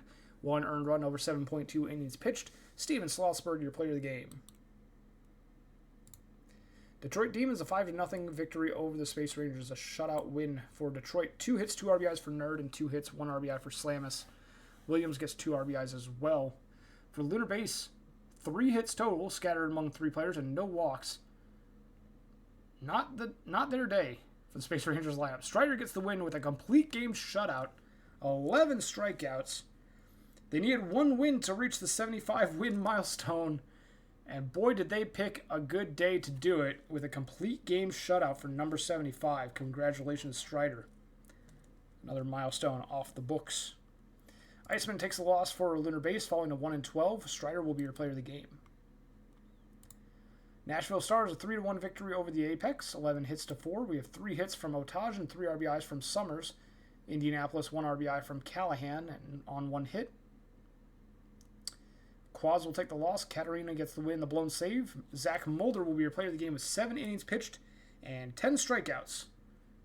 They do not get the win, which means they are still one shy of 75 on the career. So we'll keep an eye on Mulder as we continue. Cancun, a 7-4 victory over the Scorpions, scoring 3 in the top of the 10th with a run-scoring single by Deathridge being the highlight. 4 for 5 day with 2 RBIs from Lon Gnomes on the side of Death Valley, 3 hits for Deathridge, 2 RBIs each for Murphy and Cortez on the side of Cancun. Vega the third will get the loss after the no decision by Bummus. Benico, no decision on the start for Cancun, but they do reach a milestone. They needed 4 innings pitched for 1,000 on the career, and they reached that milestone, so congratulations to Jimmy Benico. Pecora will get the win in relief for the Toros, and Lon Gnomes will be your player of the game. Over to the minor leagues. I think it's a travel day for them. It is, so instead, we will just advance the day and save. More quick sims coming your way here. The 11th, 12th, and 13th are all quick sims, so let's get to it. The Vancouver Vandals beat the Raptors 7-6 with a turnaround victory. They trailed 6-3 going into the bottom half of the 7th inning and scored 4 with a couple of 2-run home runs from Strange and Walker. Walker, Becker, and Strange having great days at the plate for Vancouver. For Boise, a 3-for-4 day with 3 RBIs, for Hidari. A solo shot from Dent in the number 9 spot. Thornberry takes the loss on the blown save. Clapp gets the win. Abassi the save. And Matsui Hidari will be your player of the game for this one. Providence Crabs defeat the Aviators 4-0. 3 hits, 1 RBI for Traveler with 3 runs scored for Providence. For Outer Banks, a 3-hit day for Morimura and a 2-for-3 day for Eschenbau. Jones takes the loss. Nance in the win. Crabton Crunch the hold. And Grail Traveler the player of the game for this one. New York defeats Buffalo 8-7. 2 hits, 2 RBIs each for Teggy and Payne, 2 RBIs for Skatos, and a 3-for-3 day for Von Christelhauser with an RBI for New York. For Buffalo, Kelly goes 3-for-5 with an RBI, 2 RBIs for Alou, and 4 RBIs for Buckshank.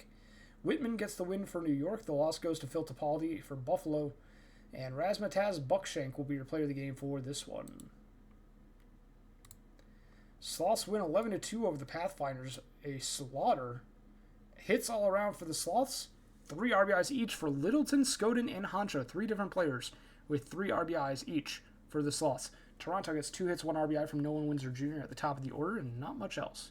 Boss III gets the win. Emil gets the save. 1 earned run over 6 innings pitched for Boss III. Winalito the loss, and Les Skoden will be your player of the game for this one. Over to the Champions Conference, Nashville Stars beat the Apex in a pitcher's duel, 2-0. The final.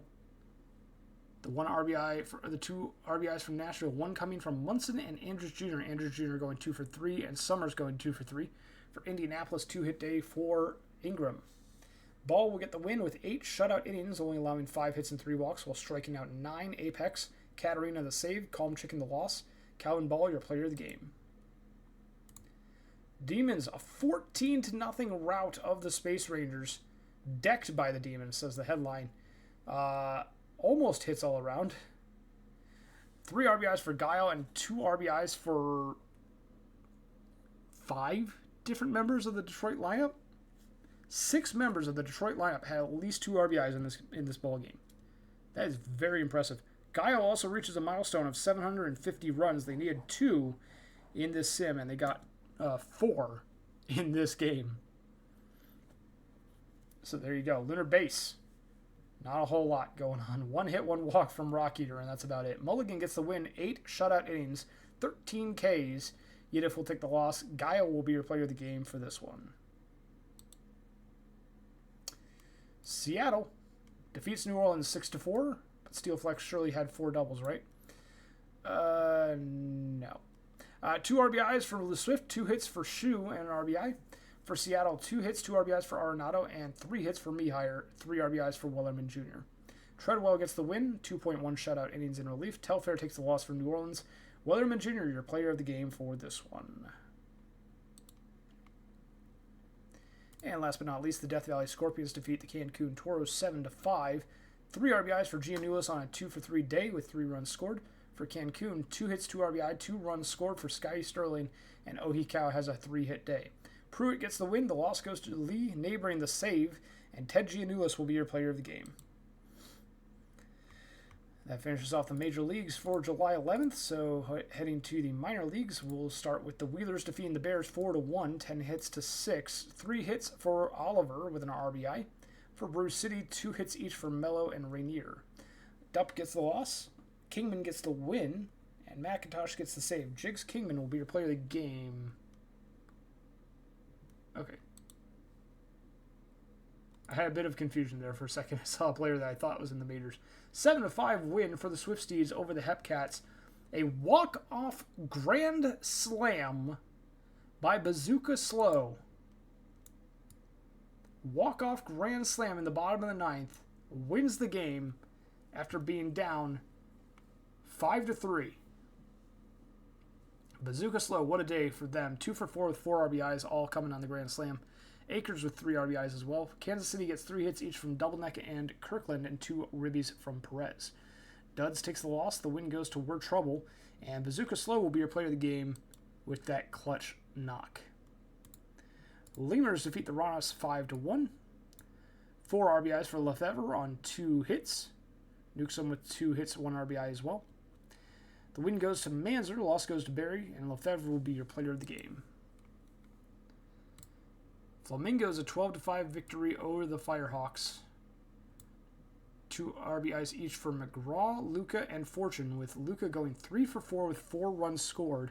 Bell gets 4 RBIs. Lumber gets 3 hits. California 3 hits, 1 RBI each for Quinn Jr. and Jacques Jean Jr., and 3 hits for Newfin. Hamilton takes the loss. Key Largo will get the hold, but Mocker gets the win for Florida. Luca will be your player of the game for this one.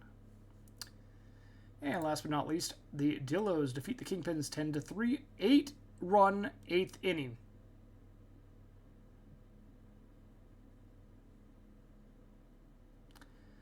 Let me say that again. 8-run 8th inning. Solo home run and a 3-run home run, both in the bottom of the 8th for the Dillos. 3 hits, 3 RBIs for Boy with 3 runs scored. 4 RBIs for Anderson.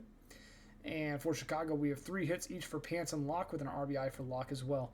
Adventurine gets the loss. Rooster gets the win for Amarillo. And Firefly Boy will be your player of the game.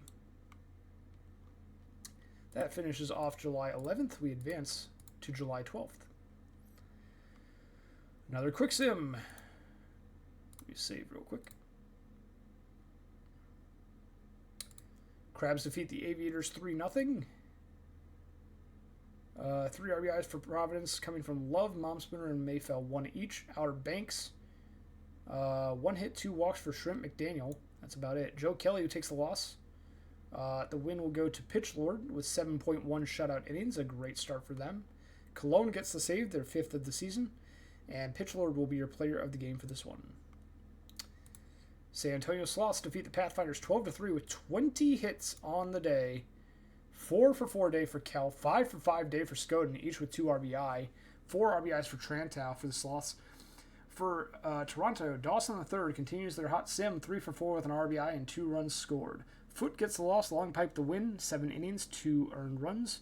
Les Scoden will be your player of the game, and they tied the regular season game record for hits with 5 for the Sloths. Wait, hold on. Never mind. Vandals defeat the Raptors here, 6-2, the final. 2 hits, 2 RBIs each for McLovin Jr. and Lansdale, and 3 hits for Becker on the side of Vancouver. For Boise, 2 RBIs for Dent. Nasty will get the win, 2 earned runs over 8 innings pitched with 7 strikeouts. Billy the Kid takes the loss. Chuck Nasty will be your player of the game. And good morning to you, Star X02. Next up, we have the New York Voyagers defeating the Buffalo Surge. I believe that's a sweep. 8-5, the victory. Not certain, but I think that's a sweep. They don't mention it in here. 3 hits each for Teggy and Payne with 2 RBIs from Payne. 2 RBIs also from Shadow and Thompson. For Buffalo, 2 hits, 2 RBIs from Eucliffe, and 3 RBIs from Kelly. Tank will get the win, a great start, quality start. Irons will take the loss, not so great start. Brian Payne will be your player of the game for this one. Over to the Champions Conference, Nashville Stars defeat the Apex 2-0.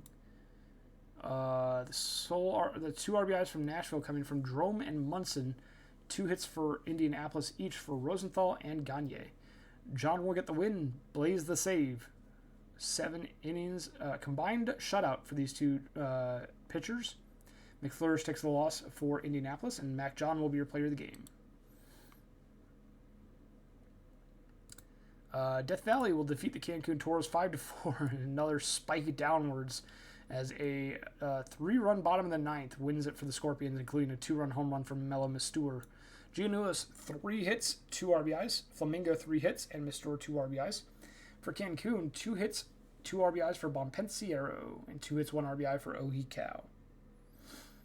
Pecora takes the loss on the blown save. Xavier gets the win in relief. They improved to 3-1 on the season. Ted Gianoulis, your player of the game. And next up, Seattle defeats New Orleans 2-1. 2-1 for the Sea Serpents. 2 hits, 1 RBI from Boucher. For Seattle, 2 hits from Warsmoke and Hawkins. The loss goes to Whiskey. The win goes to McQueen. Taco Bell gets the save. And Majiro McQueen, your player of the game. Wait, hold on.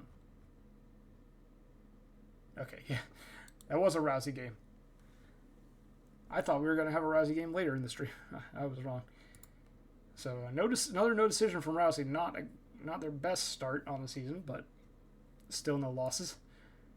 4-0 victory for the Demons over the Space Rangers. 3 runs in the bottom of the 8th for Detroit, courtesy of a 2-run single by Holden Jam in part. 2 RBIs for Jam and Shan. For Lunar Base, 2 hits from Car Crash at the top of the order. Smith takes the loss. LeBeau gets the win with 7.1 shutout innings. Bell for the save. Remy LeBeau, your player of the game for this one. And over to the minor leagues. Starting off with the Firehawks defeating the Flamingos 2-1.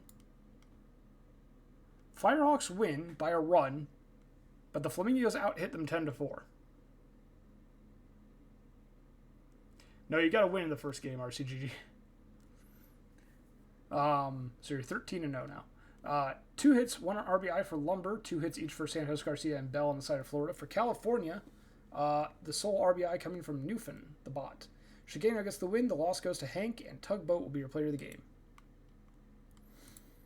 Kingpin 7-4 over the Dillos, 14 hits to 11, 2 hits, 2 RBIs for Boy, and 3 hits for Slam Squatch in the Dillos lineup. Chicago 4-for-5 for Locke, 5 RBIs from Hoff, and 2 RBIs from Fromas. Win for Hands, a loss for Gonzalez, and Hoff will be your player of the game. 7-6 the win for the Hepcats over the Swifties. Despite being out-hit by 10 hits, they win by a run.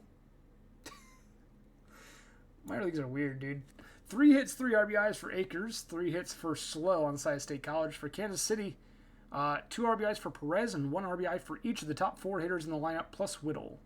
Munnington will get the wins, Ferb the save, and Kitmaker the loss. Akers will be your player of the game. Lemurs defeat the Ranos 5-2, 7 hits apiece. 2 RBIs each for Lefebvre and McFly Jr., 2 hits each for Beatty and Polly. Eshelman III gets the win, Gearhart the save, and Eshelman III will be your player of the game, only 1 earned run over 6 innings pitched. Last but not least in the minor leagues, 3-1 win for the Wheelers over the Bears. 2 hits, 2 RBIs for Laramie, and an RBI from Magic. The Bears get 3 hits from Rainier, 2 hits each from Bebe and Valor III, and not a whole lot else. Pizza Nader III takes the loss. Cheese gets the win. McIntosh the save, and Mac and Cheese will be your player of the game. Alrighty. Advancing today. Saving the game. July 13th is a quick sim. It's a travel day for the majors, but it's a quick sim day for the minors. Starting things off with the Swifties defeating the Hepcats 7-6, a very close game. Walk-off. 10 hits apiece. 2 runs. Okay, so a RBI walk, a run scoring walk, and then a 2-run single by Braun in the bottom of the 9th get them the win. Braun a 3-for-5 day with 4 RBIs. For Kansas City, 3 RBIs and 2 hits for Mets. Kazma will get the loss. T2 will get the win. Both bots gain the decision. Matthew T. Braun, your player of the game. The Dillos 5-4 over the Kingpins. 2 RBIs for Dog for the Dillos. And for Chicago, 2 hits, 2 RBI for Wonder. Ringy the loss, Johns the win, Rooster the save, their 7th of the season. Emilion Vega, your player of the game for this one. Lemurs defeat the Ronos 8-7. Close game. 3 RBIs for McFly Jr. on 2 hits, and the same thing from O'Malrain. Renslow gets the win. The loss goes to Yaj, and Speedy McFly Jr. will be your player of the game.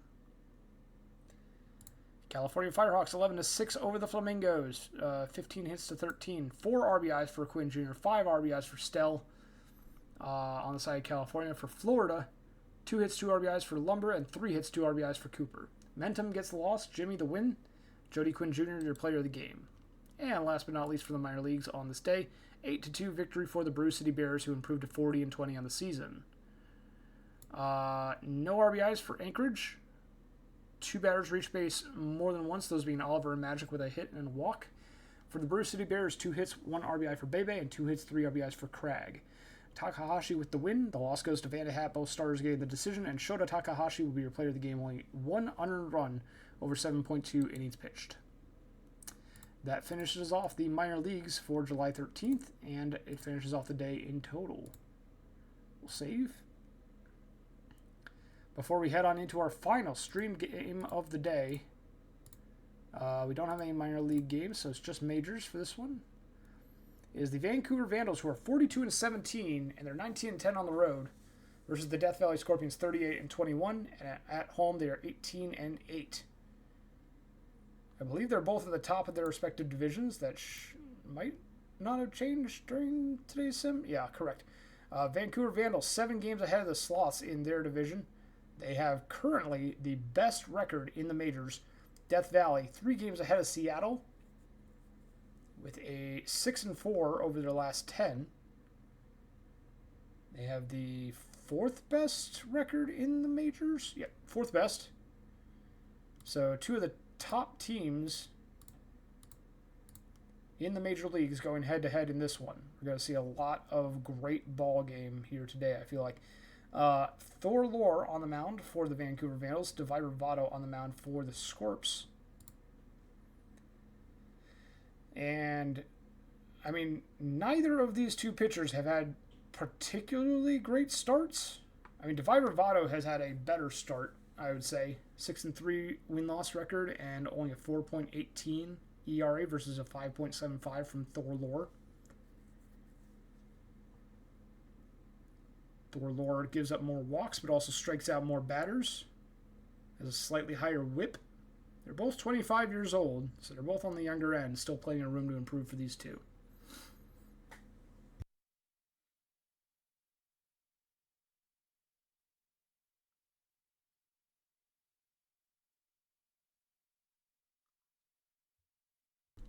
All right.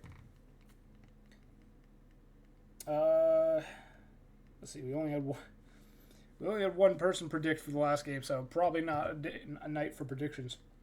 Kind of surprised at how quiet it is in chat tonight.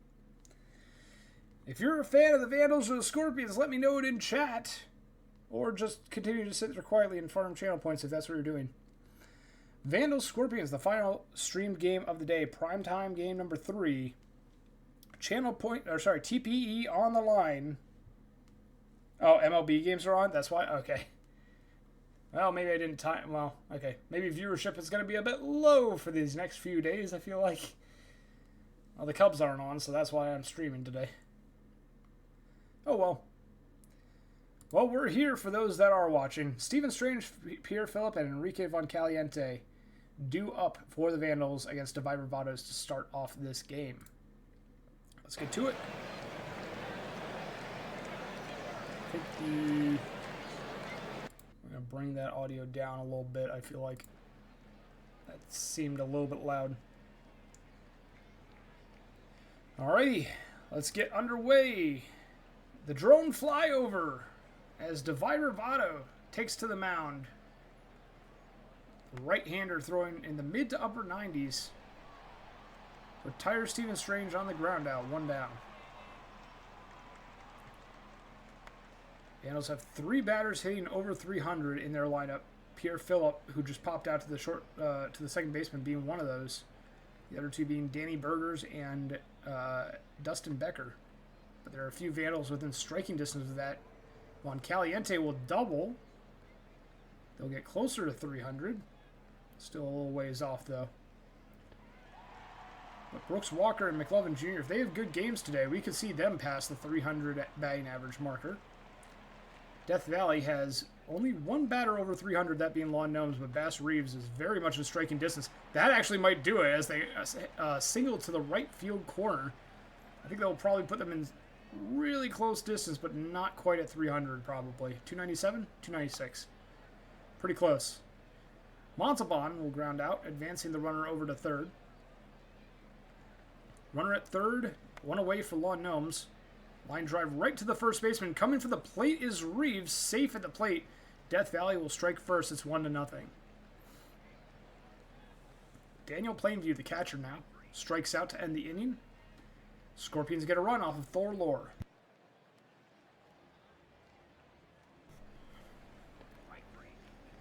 Brooks Walker, the shortstop, strikes out. One down here in the top of the second. McLovin Jr., the first baseman. Fly ball, left field, corner. It's going to be caught by Smalls. Two down, no one on. Here's Dustin Becker. Leads the team in average. And that average will continue to grow. 336 batting average and a double to the right center gap. Brings them up to 339. Balk called on the pitcher. Becker advances to third. And now a base hit by Lansdale easily brings Becker home. It's a tie ball game, 1-1.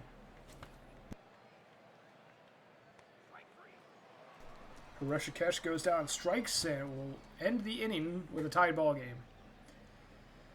Bottom of the second we go. Giannoulis, Smalls, and Angle due up. Giannoulis draws a walk. One on, no one out. Smalls right back to the pitcher. Over to second for one. No relay throw. It's going to be a fielder's choice. Vandals will settle for the one. Launch Angle walks on a 3-1 cutter. First and second for Literal Flamingo. Strikes out on the 3-2. Bringing up Mello Mastur. Line drive past the third baseman. Bases are loaded. Smalls does not score from second. They'll hold up at third and leave the bases loaded for the leadoff hitter Bass Reeves with 2 outs. Base hit to the gap. That's going to bring home a couple. 1 run comes in. 2, 3 runs come in. Bases clearing double by Bass Reeves.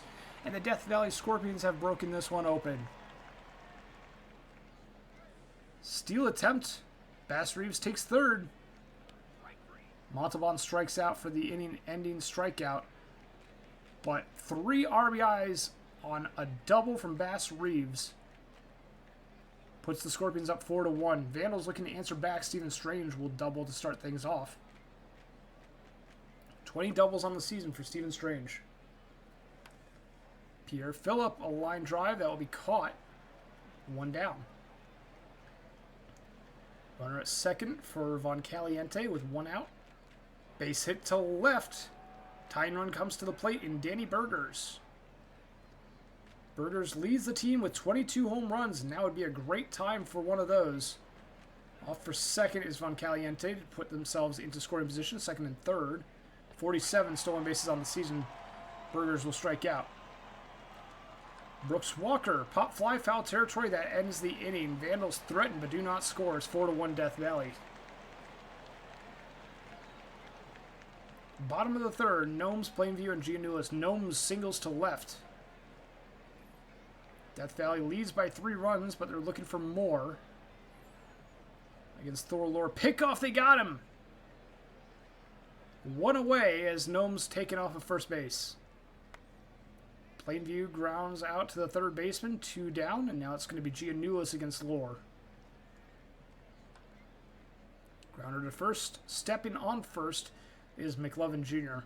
to retire the side. That ends the third inning. Top of the fourth we go. 3-run lead for Death Valley.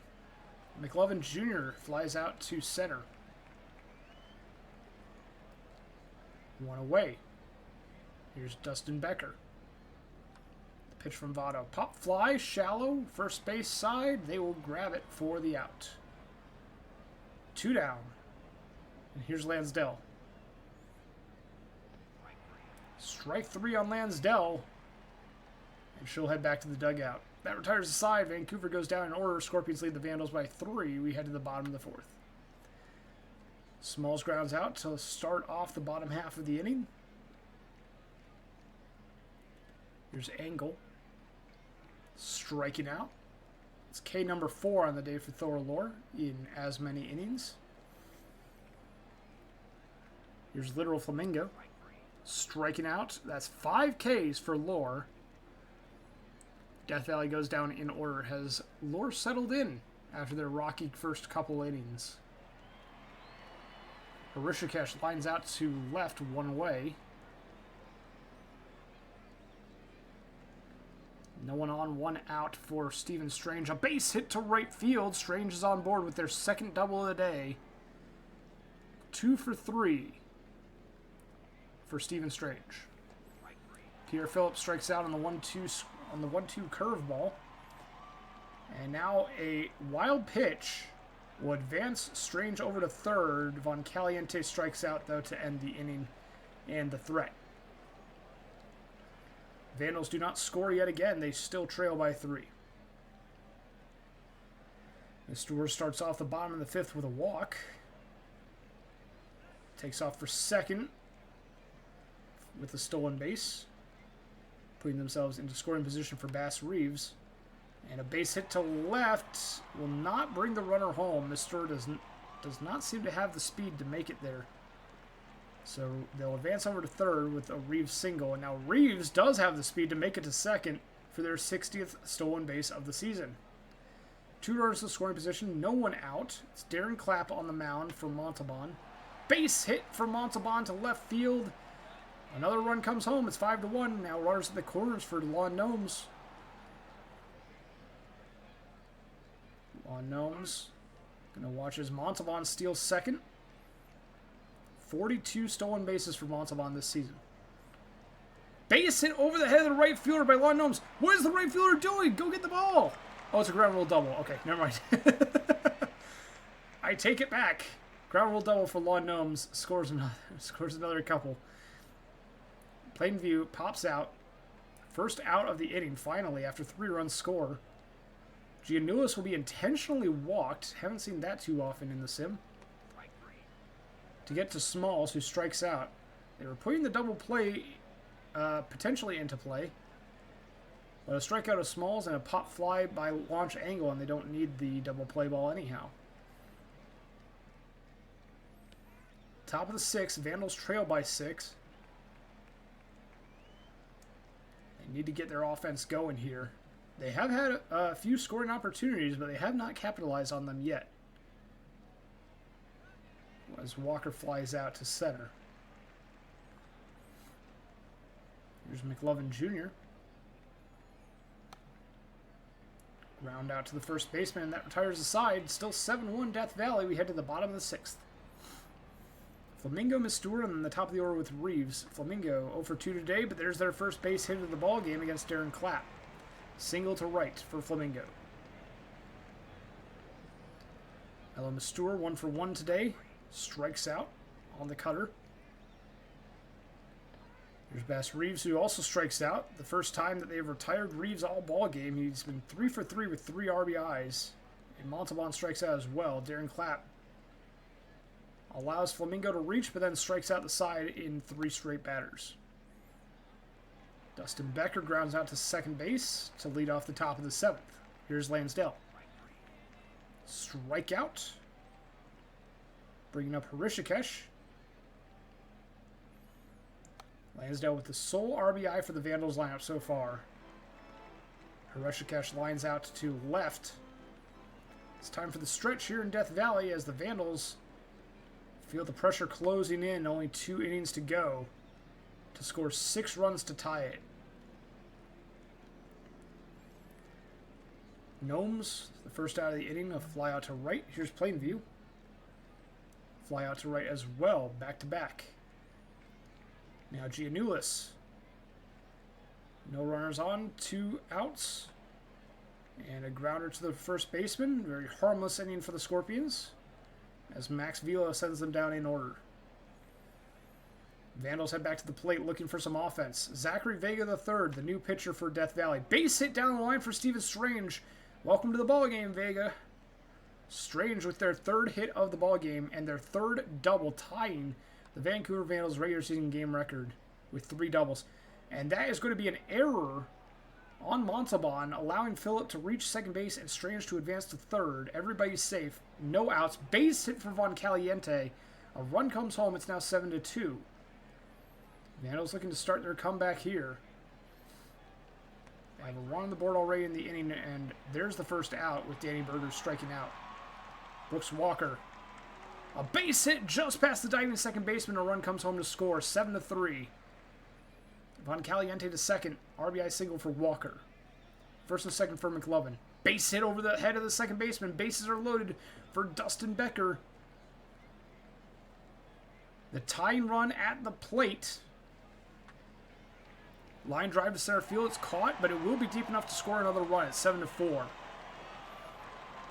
Ashton Lansdell, already with an RBI in the ball game, coming to bat with 2 outs and 2 runners on at first and second. Base hit past the diving second baseman. There's their second RBI of the day. Lansdell 2 for 4 with 2 RBIs. Coming up clutch here in the 8th inning, making it 7-5. Vega's done. Xavier coming in. The closer for Death Valley. Welcomed in by a single to center field. Make that a double. 2 runs come home. It's a tie ball game. 6-run top of the 8th for the Vancouver Vandals. Everyone watching MLB Real Baseball is missing out on a showstopper here. 7-7 as we head to the bottom of the 8th. Smalls launches that one right center. That one's gone. Death Valley takes the lead back. It's now 8-7. Smalls with their 10th home run of the ball game. Or sorry, 10th home run of the season, not their 10th home run of the ball game. That would be ridiculous. Launch Angle gets on board with a single.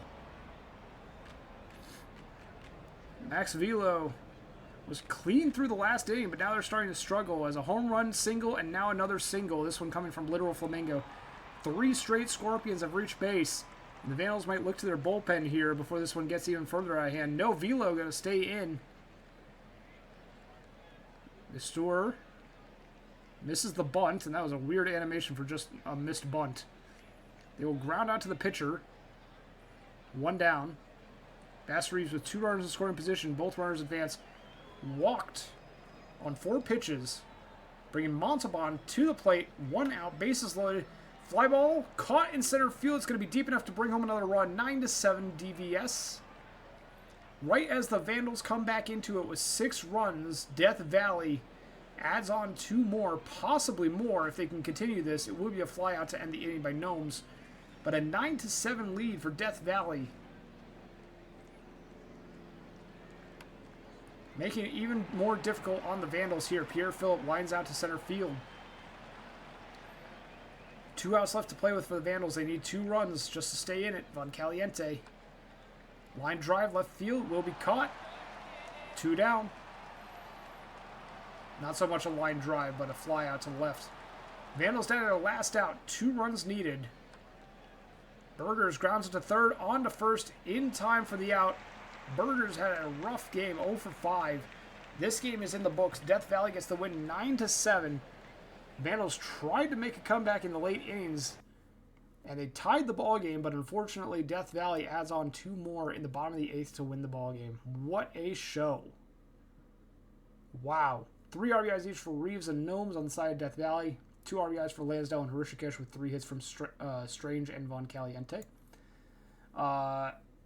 Max Velo takes the loss. Ray Xavier gets the win, the blown save. Stephen Strange ties the Vancouver regular season game record for doubles with 3, and Bass Reeves, your player of the game.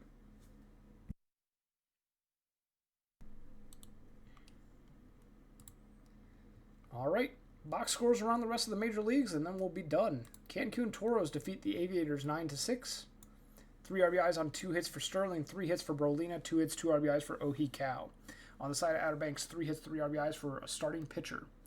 King takes the loss. Woohoo gets the hold. Martini the win for Cancun. A starting pitcher, your player of the game. Toronto beats New Orleans 6-1. Any doubles from Steelflex? No, unfortunately not. 2 hits each for Shu, Boucher, and Mills. For Toronto, 3 for 4 day with 3 runs for Wallach with 2 RBIs. Love adds on a couple of RBIs as well. Khan gets the win, Jumbo the loss. Rodrigo Wallach, your player of the game. Next up, no, we just watched that game. San Antonio, a 1-0 victory over the Seattle Sea Serpents. 2 hits each for Johnson III and Hawkins. For San Antonio, 1 RBI from Duckley Jr. and 2 hits each from O'Sullivan Jr. and Scoden. DeVries takes the loss. The win goes to Innings Eater. Chad Innings Eater, your player of the game. What's going on with Detroit, Poe? You need to know what?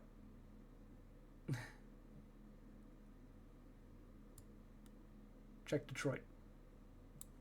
We will in a moment. Boise Raptors 10-8 over the Space Rangers. 2 runs in the top of the 10th to win it. For the 12th win of the season for Boise. 3 RBIs each for Ramirez and back again. Ramirez with 3 hits, 3 runs. 3 hits, 2 runs for Gauthier and 3 RBIs for back again. 4 hits for Texas Ranger with 4 runs as well. Lunar Base, 3 hits, 3 RBIs for Rock Eater, 2 hits, 2 RBIs for Judge. Oops, sorry. For pitching, Rockman takes the loss. Dulavu gets the win. Walker Texas Rangers sets the Boise regular season extra inning game record for runs with 4. And Diego Ramirez, your player of the game. Oh, it was a no-hitter for a while. 8-0 the victory for the Demons. 1 hit for the Providence Crabs. Beryl Summers interrupts the no-hitter. We had 3 hits, 3 RBIs for Nerd. McGoatface, 9 innings, complete game shutout, only 1 hit, 2 walks, 8 strikeouts.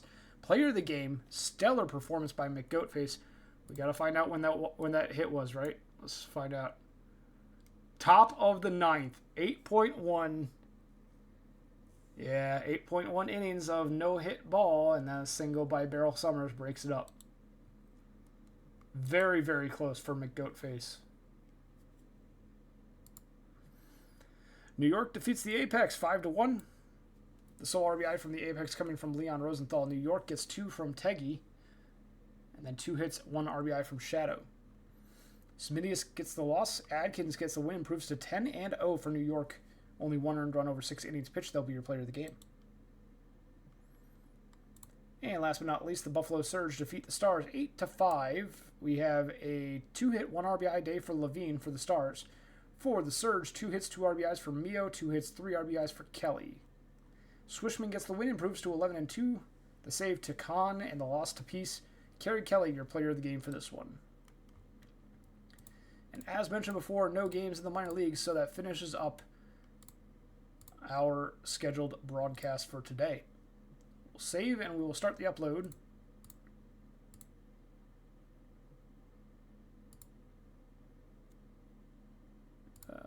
Just checking. That all looks correct. All right. Oh, standing. Sorry, Poe. I just saw that now. Oh, interesting.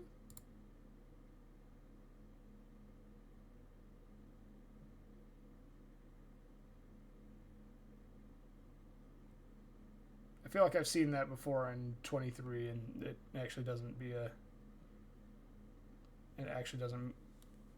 cause any problems. Yeah, we'll check the standings. Well, yeah, you can check the standings on the index. We'll just finish the upload here. All right, well, that's going to do it for our scheduled stream today. Sorry for the little bit delayed start. Not in terms of timing, just in terms of me having to set all the settings for OOTP 26. But how's everyone doing today? Do we have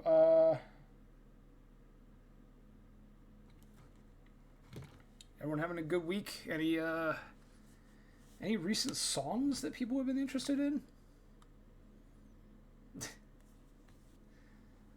Thank you for the thank you, hummus.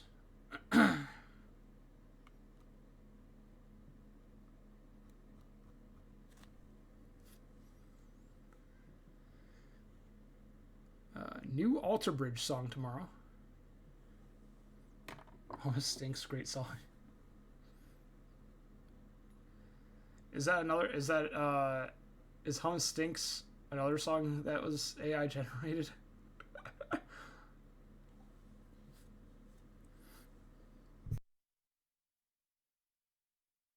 I saw a certain individual uploading a AI generated song for the Death Valley Scorpions recently. I listened to it, and AI has come a long way. It's pretty impressive. Still a bit scary, but still impressive. Yeah. Ban him for AI cheating. Ban whoever that was. Should make an AI generated song for Fire Aaron Boone. You probably could. You probably could. I mean, if you go find that song on YouTube, Scorpion's Revenge, if you go find that, it does say in the description the AI tool that was made to that was used to make it. I did not go and explore that, but I might at some point. Generally, I am not a fan of generative AI, though. I like AI just in the sense of that it could be used for benefiting humans. Like I see reports of like certain AI models that could wind up like early predicting cancer and like identifying things that human doctors might not be able to. And it's like that kind of stuff. Absolutely, inject that straight into my veins, because God, that would be so helpful if we can actually get that going. But things like generative AI, like the image AI, it's like this is kind of taken away from those that actually have talent and are able to like do art. They're able to create art, you know, like takes away some of their demand. So I'm not a huge fan of the generative AI. But what do I know? I'm just Person Man, the GM of the Death Valley Scorpions. All opinions are mine and mine alone. And this broadcast only reflects my explicit opinions and no one else's. And I say, as Person Man, that ketchup belongs on hot dogs. And a Pop-Tart is a ravioli.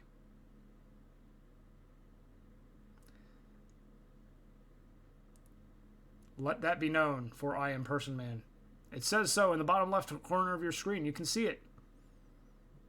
In big red letters. Ketchup 100% belongs on hot dogs. To be fair, I kind of agree. Like, as me just say it, I make a joke because I know Person Man.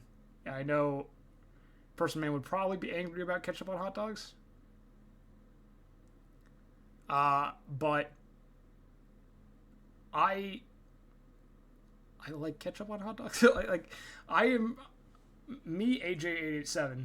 Jokes aside, putting aside the Person Man disguise for a moment here as AJay887. I am a Chicagoan, kind of. I don't live in downtown Chicago, but I live near it, and I prefer ketchup and mustard and like pickles on my hot dog, and that's it. I think a Chicago dog is disgusting. There's a lot of stuff on that I don't like. I'm not saying that people that eat Chicago dogs are disgusting, because I think that those people that like Chicago dogs, everyone has their own tastes, you know? Nothing wrong with that. I personally do not like Chicago dogs. There is too much on there that I just do not appreciate. And so that's a big no from me, dog. Thank you for the thank you, McGritty. Yeah, see, mayo I'm not a fan of. Not a fan of mayo. Ketchup on waffles. Ketchup on waffles is absolutely wrong. Ketchup on waffles is weird. But what are your guys' opinions on the sandwich alignment chart? Wait, this isn't the right one. Hold on. There it is. The cube rule of food identification. Gotta bring it back at least once a season. Otherwise, what else are they paying me for, right? I think Dame put it in my quota. Dame came to me and was like, listen, AJ, everyone knows that you're the cube rule guy. Like, no one knows you as anything other than the cube rule of food identification guy. I think this wasn't even my graphic, honestly. Someone else gave this to me after I brought up the sandwich alignment chart. So the sandwich alignment chart was originally something that I had seen that I thought was funny that I shared, and then someone else shared this one with me, which I kind of agree with more. Yep, Big Mac is cake. Yep, absolutely.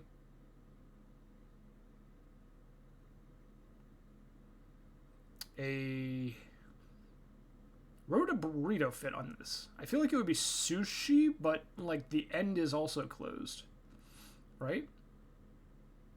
Unless it's like from Chipotle, it's like closed on all ends, then I guess it's a calzone.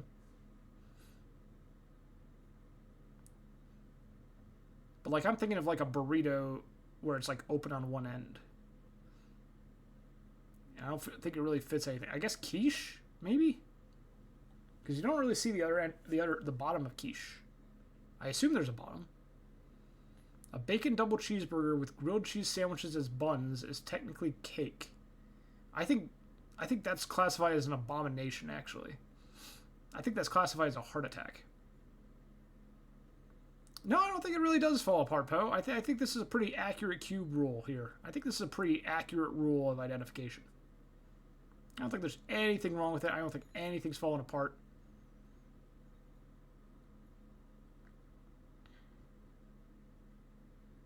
Nothing wrong at all. And I, person man, stand beside all of it. What was the other one you had up? Okay, so this is the sandwich alignment chart. So this is one that I found online.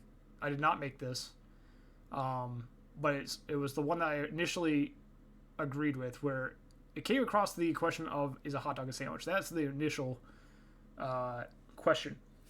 And so you have structure purist, where it's like it has to be two pieces of something with something in between, usually some kind of bread.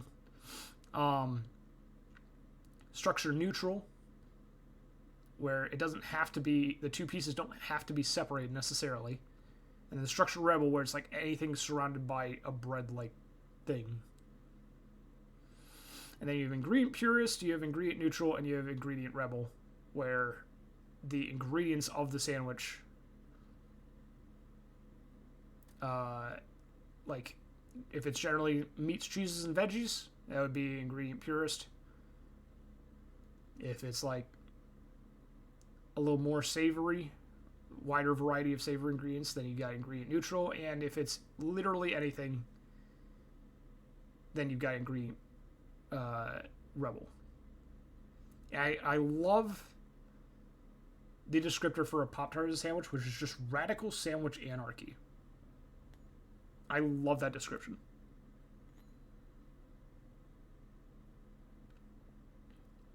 For me,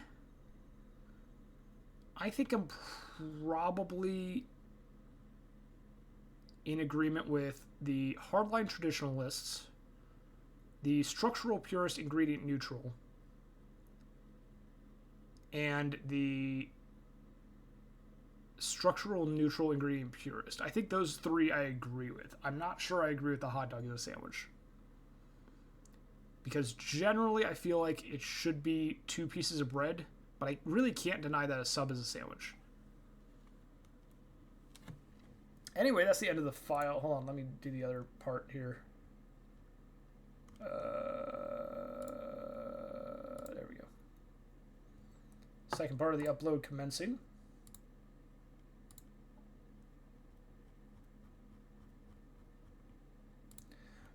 While the second part is going, let me do a quick preview of what we have coming up.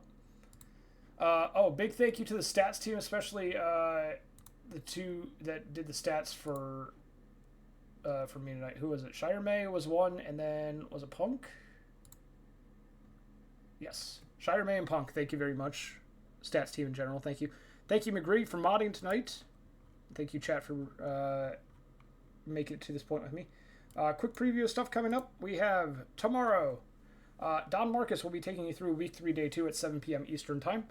I will not be there. I will be finishing up watching the Cubs game. And then Week 3, Day 3, Tita Destroyer and Bazooka Joe will be taking you through that on Thursday. Unknown start time, that will be to be announced. And then Moosey will be taking through Week 3, Day 4 at 12:30 p.m. Eastern Time. I will be back for the playoff semifinals on October 23rd. So you won't see another AJ stream until then, where I will be streaming with Waldo at 7 p.m. Same time, same place. Just a different type of stream. Shout out to the Juosu Koalas. That's a throwback. Index should be uploaded. Yes, it is. So everyone go enjoy that. Go look at the standings if you wanted to. I'm going to take the sandwich thing down, and we're going to call it quits for the night. Thank you all for watching. Hope you all have a great rest of your week, and be sure to tune in tomorrow for more PBE baseball. Thank you, everyone, and we'll see you next time.